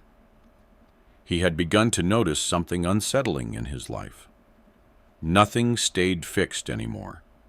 Not his thoughts, not his emotions, not even the way he felt about Amogelang. That realization frightened him more than anything else, 'cause it meant the version of himself that once swore loyalty, devotion, and permanence was no longer as certain as it used to be. And worse, he no longer knew when that change had begun. At the hospital, Amogelang continued her slow rebuilding. The support group Dr. Lebo helped her organize had started with only 3 patients. Now there were 8, then 12. People in wheelchairs, people learning to walk again, people trying to rebuild dignity from broken bodies. Amogelang did not lead them like a lecturer. She simply spoke when needed, listened more than she spoke. And when she did speak, people listened not because she was strong, but because she was honest. One afternoon during a group session, a young man asked her quietly, "Do you ever feel angry?" The room went still. Amogelang paused. She thought about Kagiso, about the accident, about the silence. Then she answered carefully. "Yes," she said, "but anger is heavy. And I've learned I can't carry heavy things and still move forward." Her words settled into the room like calm water. Dr. Tabo, watching from the corner, understood something important in that moment. Amogelang was not becoming better in the way hospitals define recovery. She was becoming something else entirely. Someone rebuilt from within. Meanwhile, Kagiso's life outside continued to fracture in quieter ways. At work, he struggled to concentrate. Simple tasks took longer. Conversations felt distant. Even success no longer carried satisfaction. And Naledi noticed. Always. One evening, she found him sitting outside the hospital alone. "You missed your appointment with the supplier," she said gently. "I forgot," Kagiso replied. "That's not like you," Naledi observed. Kagiso gave a weak smile. "A lot of things are not like me anymore." Naledi sat beside him. A silence stretched between them. Not uncomfortable, but different, more fragile. After a moment, Naledi spoke. "You keep coming here even when you don't have to." Kagiso didn't respond immediately, because the truth was complicated. He no longer knew if he was coming for Amogelang or coming to escape himself. "I don't know where else to go," he admitted quietly. Naledi looked at him. For the first time, her expression softened in a way that was not advice or observation. It was something closer to emotion. "Then you're stuck between two places," she said. Kagiso nodded. "I think I've been stuck for a long time," he said. That night, Kagiso entered Amogelang's room later than usual. She was sitting up, reading a small booklet from the support group. When she saw him, she closed it gently. "You came," she said. Not surprised anymore. "Yes," Kagiso replied. He sat down. But this time, something felt different in the air between them. Less tension, more distance, but also more truth. "How was your day?"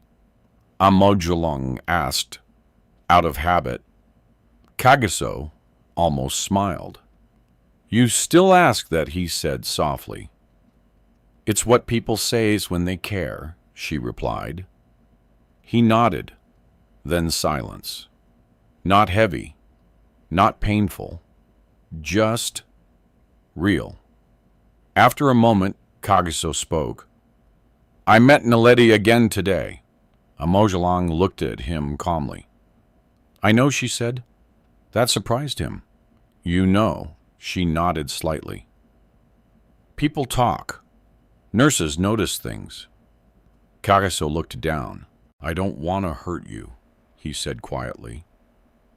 Amogelang didn't react immediately. Then she said something unexpected. "I don't think you're trying to hurt me." Kagiso looked up. "I think you're trying not to drown." She continued. The honesty of it made him silent. Amogelang adjusted her blanket slightly. "I used to think your distance meant I was losing you," she said. "Now I think it just means you're somewhere I can't follow." Kagiso swallowed hard. "That's not fair to you," he said. Amogelang shook her head gently. "Life isn't fair," she replied. "But it is honest." A pause. Then she added softly, "I don't hate you, Kagiso." Those words hit him unexpectedly. "I thought you might," he admitted. "I don't have the energy for hate," she said calmly. "I used it all trying to survive." Silence followed, not uncomfortable, but final in a quiet way. Kagiso looked at her. For the first time, he saw her not as someone he had to stay for, but as someone who no longer needed him to stay. And that realization did not bring relief. It brought emptiness. Outside the hospital, Naledi waited for him again. But this time, Kagiso didn't approach immediately. He stood at a distance, watching her. And for the first time, he noticed something he had been avoiding. Naledi was not a rescue. She was a transition. A place he had gone to when he could no longer face where he came from. When he finally walked over, she smiled softly. "You look different today," she said. Kagiso nodded. "I think I understand something now," he replied. Naledi tilted her head slightly. "What is it?" Kagiso took a breath. "I've been trying to choose between two lives," he said. "But maybe I already made a choice a long time ago. I just didn't admit it." Naledi didn't speak immediately. Then she said gently, "And what was the choice?" Kagiso looked back at the hospital building. "I left her," he said quietly. "Not physically, but emotionally. Gradually. Irreversibly." Naledi studied him for a long moment, then nodded slowly. "I think you're right," she said. That confirmation did not comfort him. It clarified him. And clarity, once it arrives, removes excuses. Inside the hospital, Amogelang closed her eyes that night and breathed deeply. For the first time, she was not waiting for footsteps, not analyzing silence, not hoping for return. She was simply living inside her own presence. And though her body was still broken, something within her had finally become whole in a different way. Not because life had been kind, but because she had stopped asking it to be. And far outside her room, Kagiso stood between Naledi and the hospital doors, realizing that every direction he turned now would mean leaving something behind forever. Time has a strange way of reshaping pain when it is no longer fed by expectation. For Amogelang, the hospital had stopped feeling like a waiting room for recovery or abandonment. It had become something closer to a quiet transformation space where loss was no longer a sudden event, but a daily reality that softened into understanding. She no longer asked about Kagiso, not because she stopped caring immediately, but because she finally understood that caring without return slowly empties the heart. Dr. Thabo noticed the shift during morning rounds. "You seem more settled these days," he said gently, while reviewing her progress notes. Amogelang adjusted her blanket slightly. "Settled is a strange word for someone who cannot walk," she replied calmly. He smiled faintly, not physically, emotionally. She paused for a moment. Yes, she said softly. Maybe I have stopped resisting what is already true. That sentence stayed with Dr. Tabo longer than he expected, because in medicine, patients often fight reality. But Amogelang had reached a point of quiet acceptance, not surrender, but awareness. Outside the hospital, Kagiso's life had become increasingly unstable in ways he did not openly admit. Work no longer felt grounding. Conversations felt delayed, like his mind was always a few seconds behind reality. Even simple decisions carried emotional weight he could not explain. And Naledi remained present in that instability, not forcefully, not urgently, but consistently. One afternoon, Kagiso stood with her, near a small street cafe. The wind carried the smell of rain, again heavy clouds gathering in the distance. You've been quiet lately, Naledi observed. I've been thinking, Kagiso replied. That's dangerous, she said lightly. He gave a short laugh. Thinking or silence? Both, she said. A pause followed. Then Kagiso spoke, his voice lower than usual. I saw her yesterday. Naledi didn't need to ask who. How was she? She asked gently. Kagiso looked down at his hands. Different, he said. Naledi tilted her head. Different, how calmer, he replied after a moment. Stronger in a way I don't fully understand. Naledi nodded slowly, as if that made sense to her. She's adapting, she said. Kagiso frowned slightly. Is that what it is? Naledi looked at him. What else would it be? He didn't answer. Because deep down, he was beginning to realize something uncomfortable. Amogelang was not waiting for him anymore. And that realization unsettled him more than guilt ever had. That night, Kagiso returned to the hospital. But this time, something felt different even before he entered the room. The air felt lighter, or perhaps emptier. Amogelang was sitting near the window looking outside. When she heard him enter, she didn't turn immediately. Only after a few seconds did she speak. You came late today, she said calmly. Kagiso nodded. I was thinking. She finally turned her head toward him. There was no expectation in her eyes anymore, only recognition. I think you always are, she said gently. Kagiso sat down slowly. For a moment, neither spoke. Then he said quietly, I don't know what I'm supposed to be doing anymore. Amogelang studied him, not with pain, not with longing, but with understanding. That's because you're trying to exist in two places, she said. Kagiso looked at her. I don't know how to choose, he admitted. Amogelang shook her head slightly. I don't think you're avoiding choice, she said. I think you already chose. You're just trying not to say it out loud. The words were soft, but precise. Kagiso felt something tighten in his chest.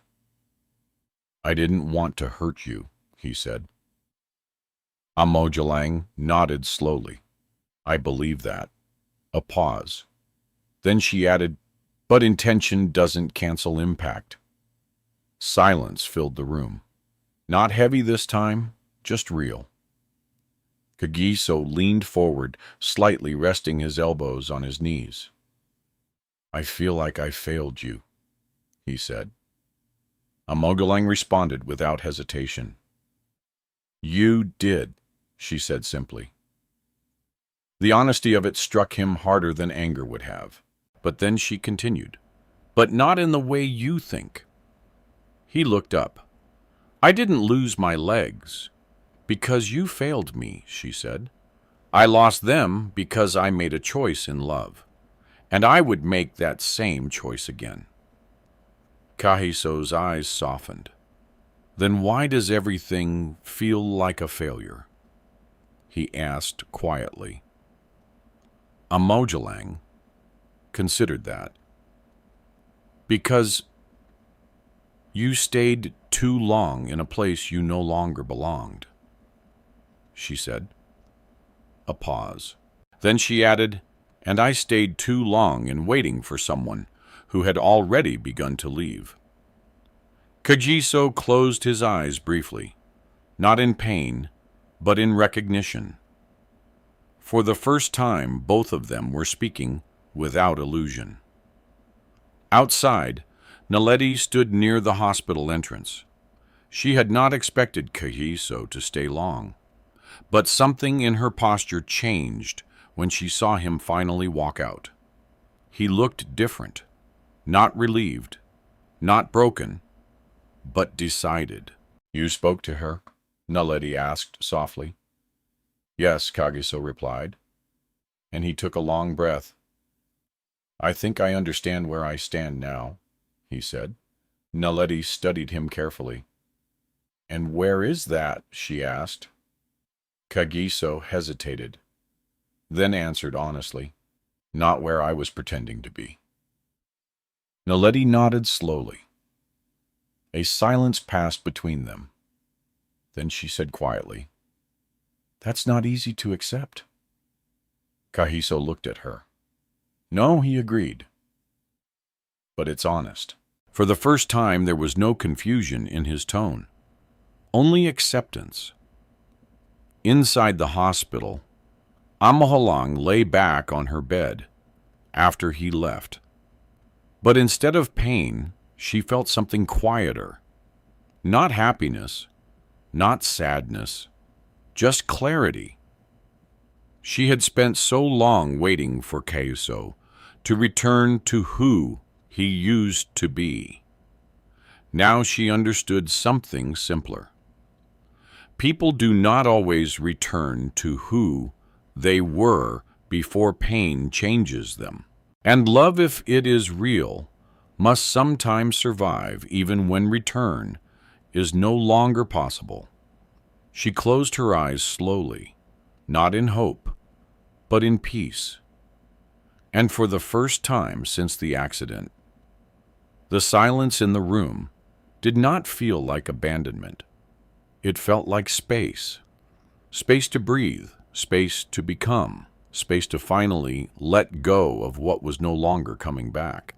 Rain returned to Johannesburg again steady and unhurried, as if the city had accepted that certain changes could not be reversed. For Kagiso, the rain no longer felt cleansing. It felt like confirmation. Life had settled into something unfamiliar, no longer chaos, but also no longer direction. He still went to work. He still answered calls. He still moved through days that looked normal from the outside. But inside, everything felt misaligned, as if he were living slightly outside of himself. And always in the background of his thoughts, there was Amogelang, not as she used to be, but as she had become, calm, distant, no longer reaching. That version of her unsettled him more than her pain ever had, because pain still required him. Silence did not. One afternoon, Kagiso found himself standing outside the hospital without planning to be there. His car was parked a few streets away. He didn't remember driving. He just arrived. The building looked the same, but he no longer felt like someone who belonged inside it. Still, he entered. Inside, things had changed. Patients moved with more structure now. The support group, Amogelang, had started was visible, even in small signs chairs, arranged in circles. A board with handwritten encouragement. Notes, soft conversations replacing isolation. It no longer felt like a place where people were waiting to be fixed. It felt like a place where people were learning to live again. Kagiso stood at the entrance of the ward, uncertain. Then he saw her. Amogelang. She was seated with a small group, speaking softly. Her voice was calm, steady, not fragile anymore. A young woman in a wheelchair was crying quietly. Amogelang leaned forward slightly and said, "You are still here. That means your story did not end where your pain began." The woman nodded slowly, wiping her tears. Kagiso watched in silence. There was something about the way Amogelang spoke now. Not like someone trying to survive, but like someone who had already survived and was helping others do the same. When the session ended, people slowly dispersed. Amogelang finally turned her head and saw him. They looked at each other for a long moment. No shock, no rush, just recognition. "You came?" she said softly. Kagiso nodded. "Yes." She gestured slightly toward a chair nearby. He sat. A distance remained between them, but it no longer felt sharp.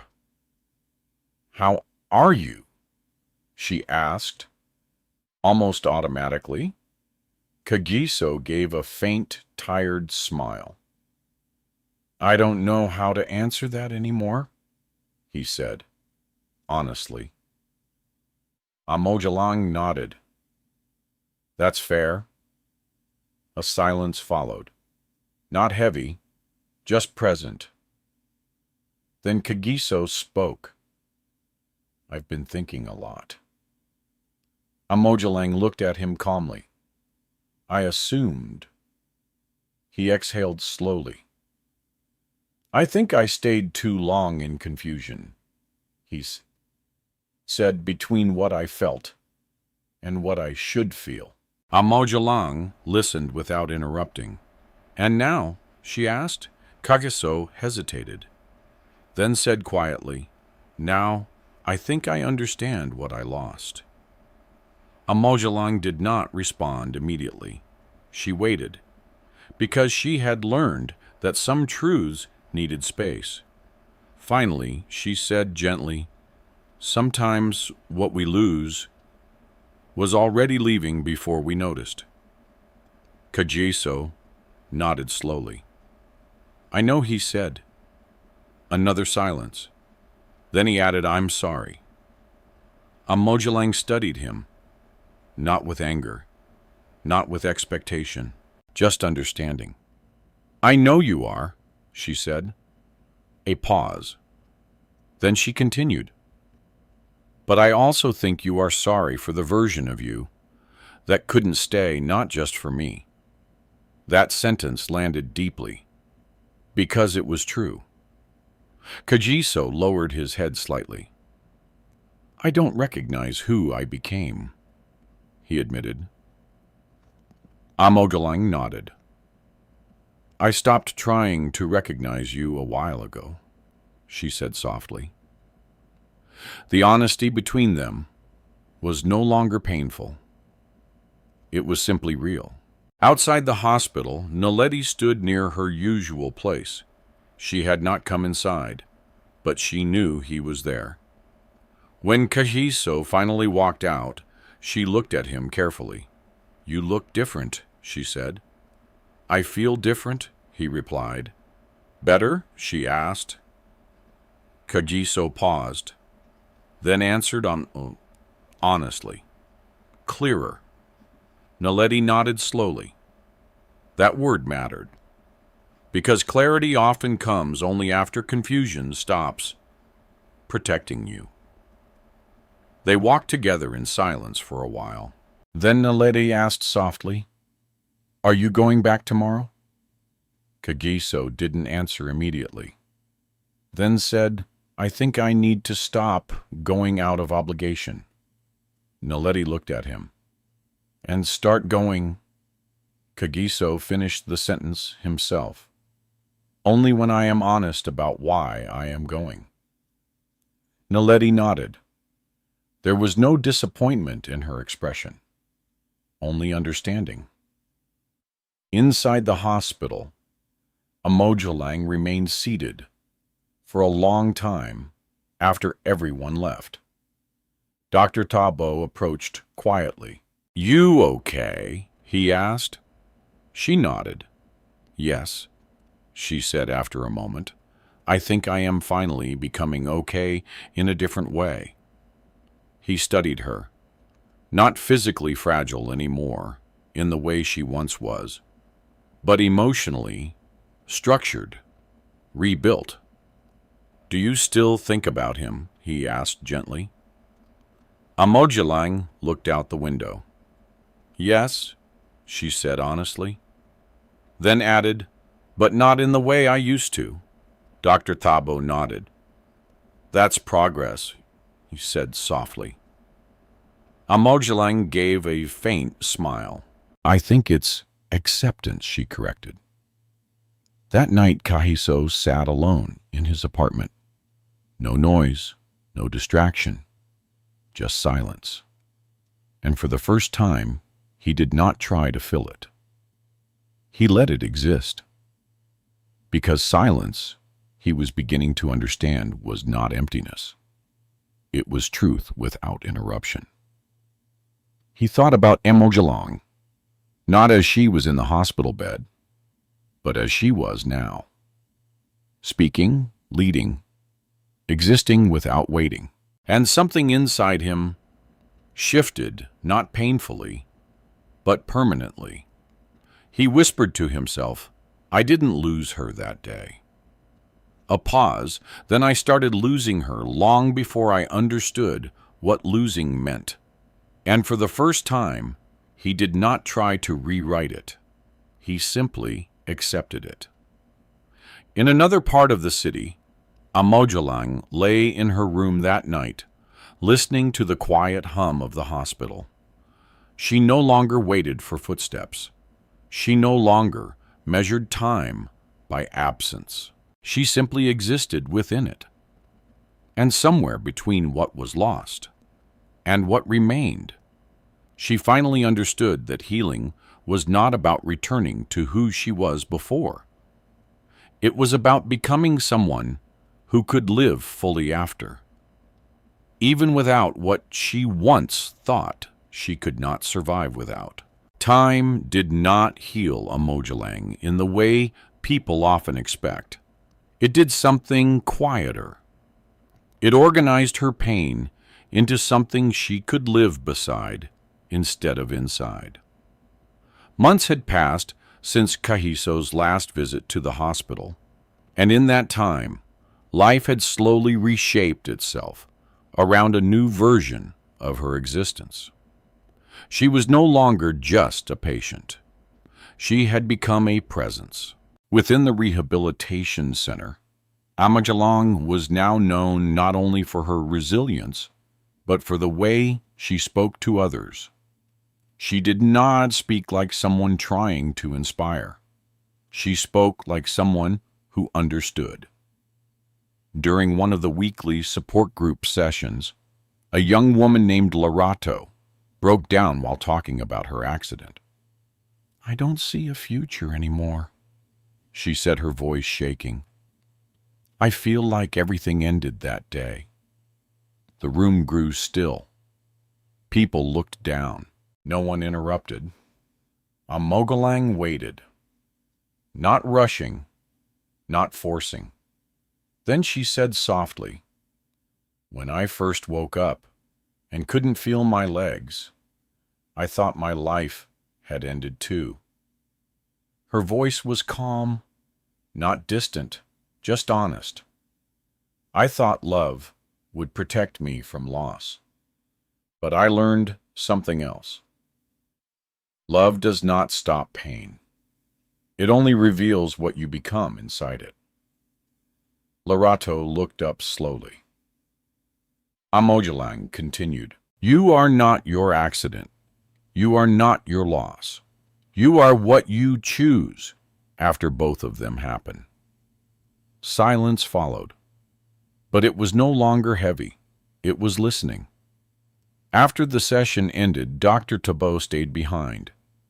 "You've changed the way people think in here," he said. Amogelang gave a small smile. "I didn't plan to. That's usually how the best kind of change happens," he replied. She looked toward the window. "I used to think I needed someone to complete my story," she said quietly. Dr. Thabo nodded, listening. "But now," he asked. Amogelang paused. Now, she did not rush her answer. "I think I am learning that I was already part of a complete story," she said. "I just didn't know how to read the rest of it yet." Outside the hospital walls, Kagiso's life had taken a different shape. He was still working, still functioning, still appearing as someone who had not fallen apart. But internally, something had changed permanently. He no longer avoided silence. He no longer ran from reflection. And more importantly, he no longer confused absence with injustice. One afternoon, he found himself near Masiko Community Hospital again. Not because he was going to visit someone, but because his feet brought him there without instruction. He stood across the road watching the entrance. People came and went. Life continued without pause. And then he saw her. Amogelang. She was outside with a small group of patients, speaking gently, gesturing as she helped someone adjust their wheelchair. There was ease in her movements now. Not physical ease, but emotional alignment. She was no longer trying to survive her body. She was living through it. Kagiso did not approach immediately.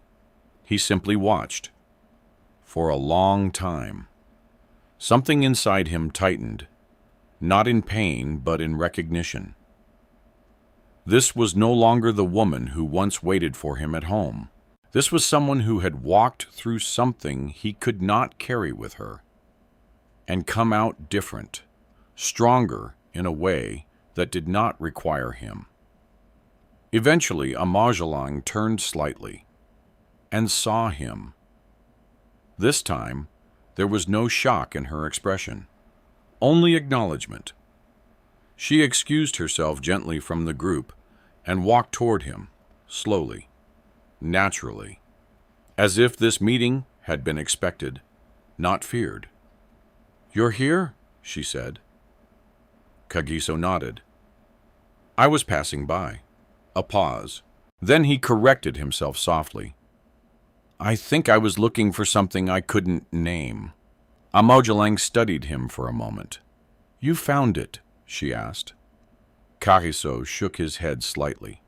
"No," he admitted. "But I think I understand why I couldn't find it." Silence. Not uncomfortable. Just present. Then he said, "I used to denaneng. I lost you when you were in the hospital bed." Amogelang listened quietly. "But I think I started losing you when I stopped knowing how to stay without escaping." The honesty of it hung between them. No defense, no blame, just truth. Amogelang nodded slowly. "That sounds about right," she said gently. Kagiso looked down for a moment. "I don't know what I expected today," he admitted.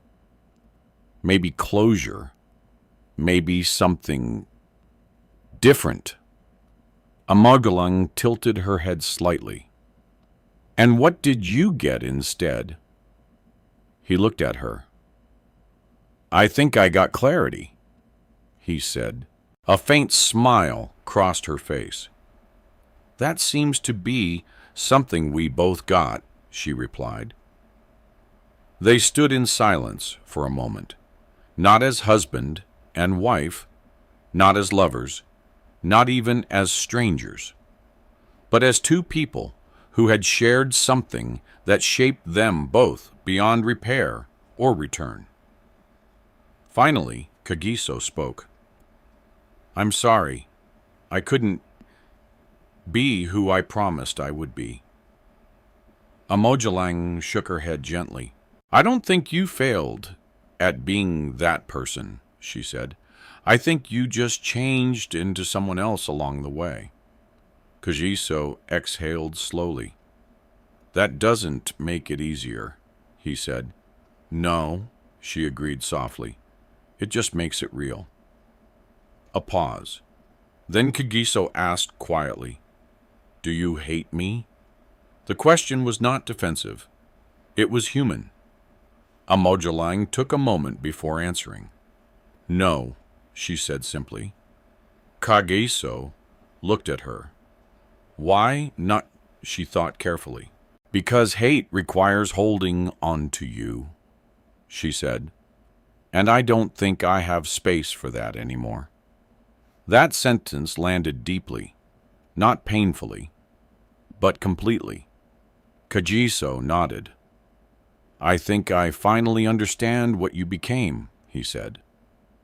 Amogelang smiled faintly. I didn't become something new, she replied. I just stopped waiting to be rescued. A silence followed. Then she added softly, And you stopped being the person I needed rescuing from. That truth did not hurt. It settled, like something finally placed where it belonged. Kagiso stepped back slightly. I should go, he said. Amogelang nodded. Take care of yourself, she replied. He hesitated, then said, You too. And for the first time, it did not feel like goodbye in the tragic sense. It felt like release. Kagiso turned and walked away. Not slowly, not dramatically, just forward. And Amogelang watched him go without calling his name. Because this time, there was nothing left to call him back for. Inside the hospital grounds, she returned to her group. A young patient looked at her and asked softly, Was that your husband? Amogelang paused, then answered honestly. He was part of my story, she said, but not the part I live in anymore. And as she continued walking with them, guiding, listening, existing, something inside her finally settled into peace. Not because everything had been restored, but because nothing in her life required restoration anymore, only continuation. Years do not announce themselves when they arrive. They simply settle into life, quietly rearranging everything, until even memory feels distant, softened, almost like it belongs to someone else. For Amogelang, time had not returned her to who she was before the accident. Instead, it had refined her into someone she never expected to become. She was no longer known as just a patient, or even just a survivor. In Johannesburg's rehabilitation community, she had become a voice, a steady one, a familiar one, a voice people came to when they needed to remember that life did not end at loss, it only changed its language. The center she once attended as a participant had grown. What began as a small support group now operated as a full outreach program for disabled women and accident survivors across several townships. Amogelang was not officially called a leader, but everyone treated her like one. On a warm afternoon, she stood at the front of a new workshop session speaking to a group of women who had recently experienced life-changing injuries. One of them raised her hand. "Do you ever still think about who you were before?" she asked. The room quieted. Amogelang paused. She did not rush to answer, because the question was not simple. Finally, she said yes, but not with sadness anymore. A few people looked up. She continued gently. "I used to think that version of me was the real one, the one who walked, the one who believed love meant being chosen and kept. But I've learned something different." Her gaze softened. Who I was before did not disappear. She just became part of who I am now. A silence followed. Not heavy, but respectful. After the session ended, Dr. Tabo approached her again. Over the years, his role had shifted from physician to something closer to a witness of transformation. "You handled that beautifully," he said. Amogelang smiled faintly. "They don't need answers. They need understanding." Dr. Thabo nodded, then hesitated slightly. "There's something else," he said. Amogelang looked at him. "What is it?" He paused. "There's a community health conference next month," he said. "They want you to speak." She blinked slowly. "I'm not a doctor," she replied. "No," he said gently. "But you understand healing in a way most doctors never will." That stayed with her longer than expected. Meanwhile, somewhere else in the city, Kagiso was also learning what time had done to him. Life had not collapsed for him. It had simply simplified. The emotional chaos that once defined him had settled into something quieter. Not peace, but clarity, without noise. He still worked. He still lived. But the version of himself that once stood between two worlds had dissolved over time. There was no longer Naledi. Not in his life. That ending had not been dramatic either, just gradual. A realization that what once felt like connection had been transition, an emotional bridge he crossed while learning what he could not remain in. And once he understood that, he stopped crossing it. One afternoon, Kagiso found himself driving through Johannesburg without purpose. The roads were familiar, but his relationship with them was not. Eventually, he stopped near a traffic light not far from Maseko Community Hospital. He did not plan to look, but he did. Across the street, through movement and distance, he saw her. Amogelang. She was outside the hospital, again speaking to someone in a wheelchair, her hands gently adjusting their position as she laughed softly at something they said. There was ease in her presence now, not absence of pain, but absence of struggle against it. Kagiso stayed in his car, watching, not approaching, not interrupting, just observing a life that had continued without waiting for his understanding. And something inside him settled not painfully, but finally. He realized he was not looking at the woman he lost. He was looking at the life she built after him. And that was something he could no longer enter. not because he was unwelcome, but because he no longer belonged in that direction. The light turned green. He did not move immediately. He simply sat there for a moment longer. Then quietly, he drove on. Inside the hospital grounds, Amogelang felt his presence before she saw him. Not emotionally, not spiritually, just instinctively. When she turned, she saw his car at a distance, still, then slowly moving away.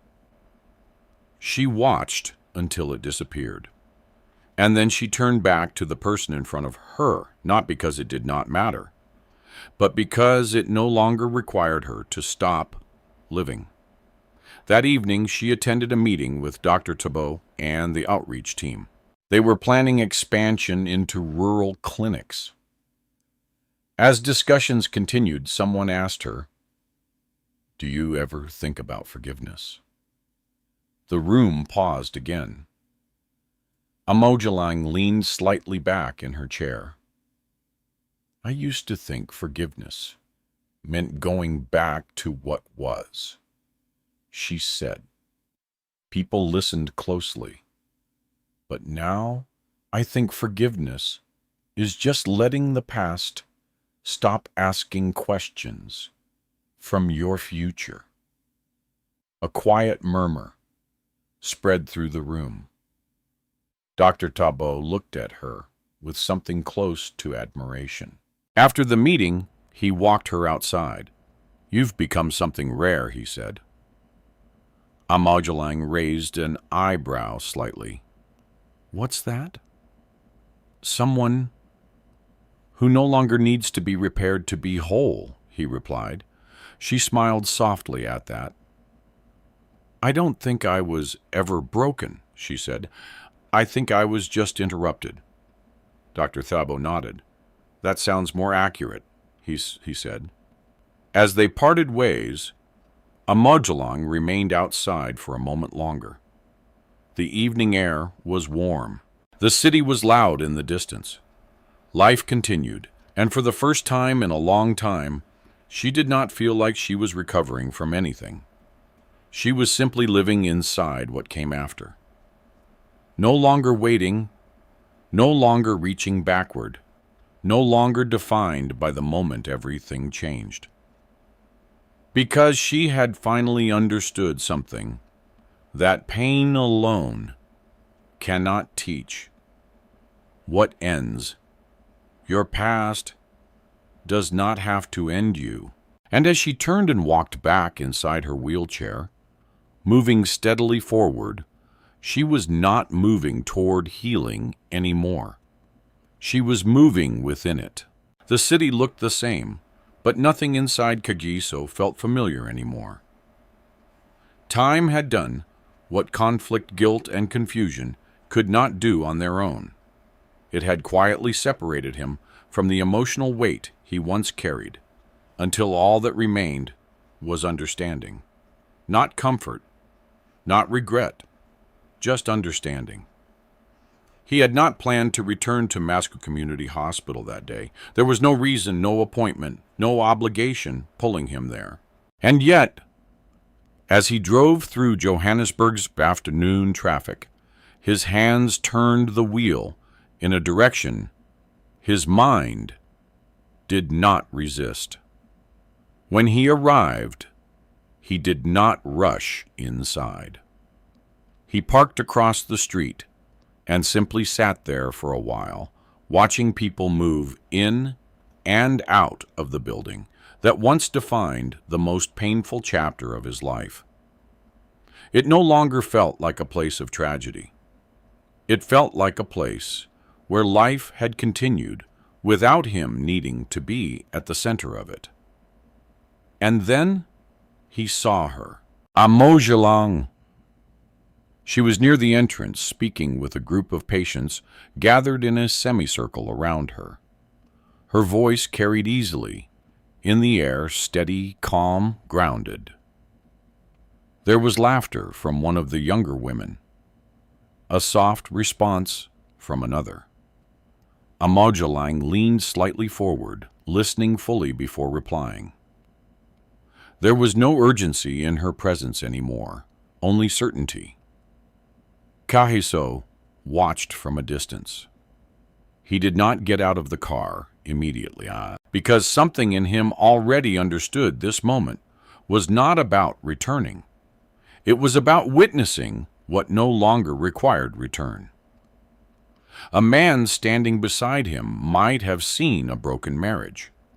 A man clinging to the past might have seen loss. But Kagiso saw something else entirely. He saw continuation. Amogelang was not the woman who had once waited for him in silence. She was not the woman lying in a hospital bed, asking for footsteps that never came. She was someone who had moved beyond the need for him to define her story. And that realization did not hurt the way he once feared it would. It clarified him. After a long silence, he stepped out of the car. But he did not walk toward her. He stayed at a distance where recognition was still possible, but interference was not. Amogelang turned slightly and saw him. Their eyes met. There was no shock, no emotional collapse, no rush of unresolved pain, just acknowledgement. Kagiso gave a small nod.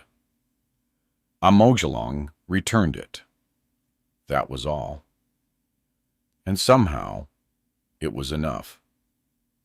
He stayed there for a moment longer, watching as she continued speaking with the group, guiding them gently back into conversation, as if nothing had been interrupted. Because nothing had been. Not anymore. When he finally turned away, it was not an escape. It was acceptance. Later that evening, Amogelang remained at the hospital longer than usual. Not because of obligation, but because she liked the quiet rhythm of the place after most people had left. Dr. Tabo found her near the courtyard. "You had a visitor," he said softly. Amogelang nodded. "I saw him." He studied her carefully. "Do you want to talk about it?" She thought for a moment, then shook her head gently. "No," she said. "There is nothing left to resolve." Dr. Tabo seemed to understand that immediately. "Does it feel strange?" he asked. Amogelang looked toward the fading light of the sky. "No," she said quietly. "It feels finished." A pause. Then she added, "And finished doesn't mean broken. It just means complete in a different form than I expected." Dr. Thabo smiled faintly. "That might be the most honest definition of healing I've ever heard," he said. Amogelang returned a small smile. "I didn't heal the way I thought I would," she replied, "but I healed in the only way I could." That night, Kagiso sat alone in his apartment for a long time. There was no naledi, no hospital calls, no emotional confusion pulling him in different directions, just silence. But for the first time, he did not feel the need to escape it. Instead, he let it speak. And in that silence, he finally understood something he had spent years avoiding. He had not lost Amogelang in one moment. He had been losing her slowly, every time he chose distance over presence, confusion over clarity, escape over endurance. And yet, he also understood something else. She had not remained broken in his absence. She had become something whole without him. That realization did not wound him.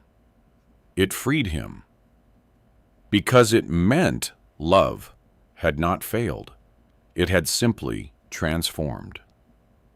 The next morning, Amogelang held a small meeting with her support group. The room was quieter than usual, more reflective. A young woman asked her, "Do you ever wish things had been different?" Amogelang did not rush her answer. She looked around the room first, at people rebuilding their lives, at bodies adapting to new realities, at stories still unfolding. Then she said, "I used to think healing meant going back." A pause. "But now I think healing means moving forward without needing the past to be unchanged." The room was silent, not because they disagreed, but because they understood. After the session, Dr. Thabo walked her outside one last time. "You've changed a lot of lives here," he said.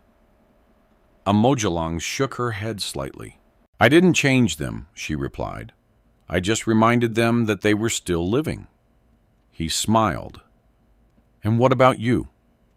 She looked ahead at the road. "I'm still living, too," she said simply. There was no dramatic conclusion in her voice, no final transformation, just continuity. As the sun set over Johannesburg, Amogelang remained outside for a moment longer. The world moved around her cars, voices, distant sounds of life, continuing without pause. She did not look back, because there was nothing left behind her that called her forward anymore. And that was the quiet truth she had arrived at. Some endings do not destroy you. They simply return you to yourself. And as she turned her wheelchair gently toward the entrance, she did not feel like someone who had survived love. She felt like someone who had finally outgrown the version of herself that needed to be saved by it. And somewhere in the distance of a life once shared, but no longer shared in form or direction, Kagiso also continued forward, not as someone seeking redemption, not as someone escaping regret, but as someone who finally understood that some people are not meant to be returned to, only remembered correctly.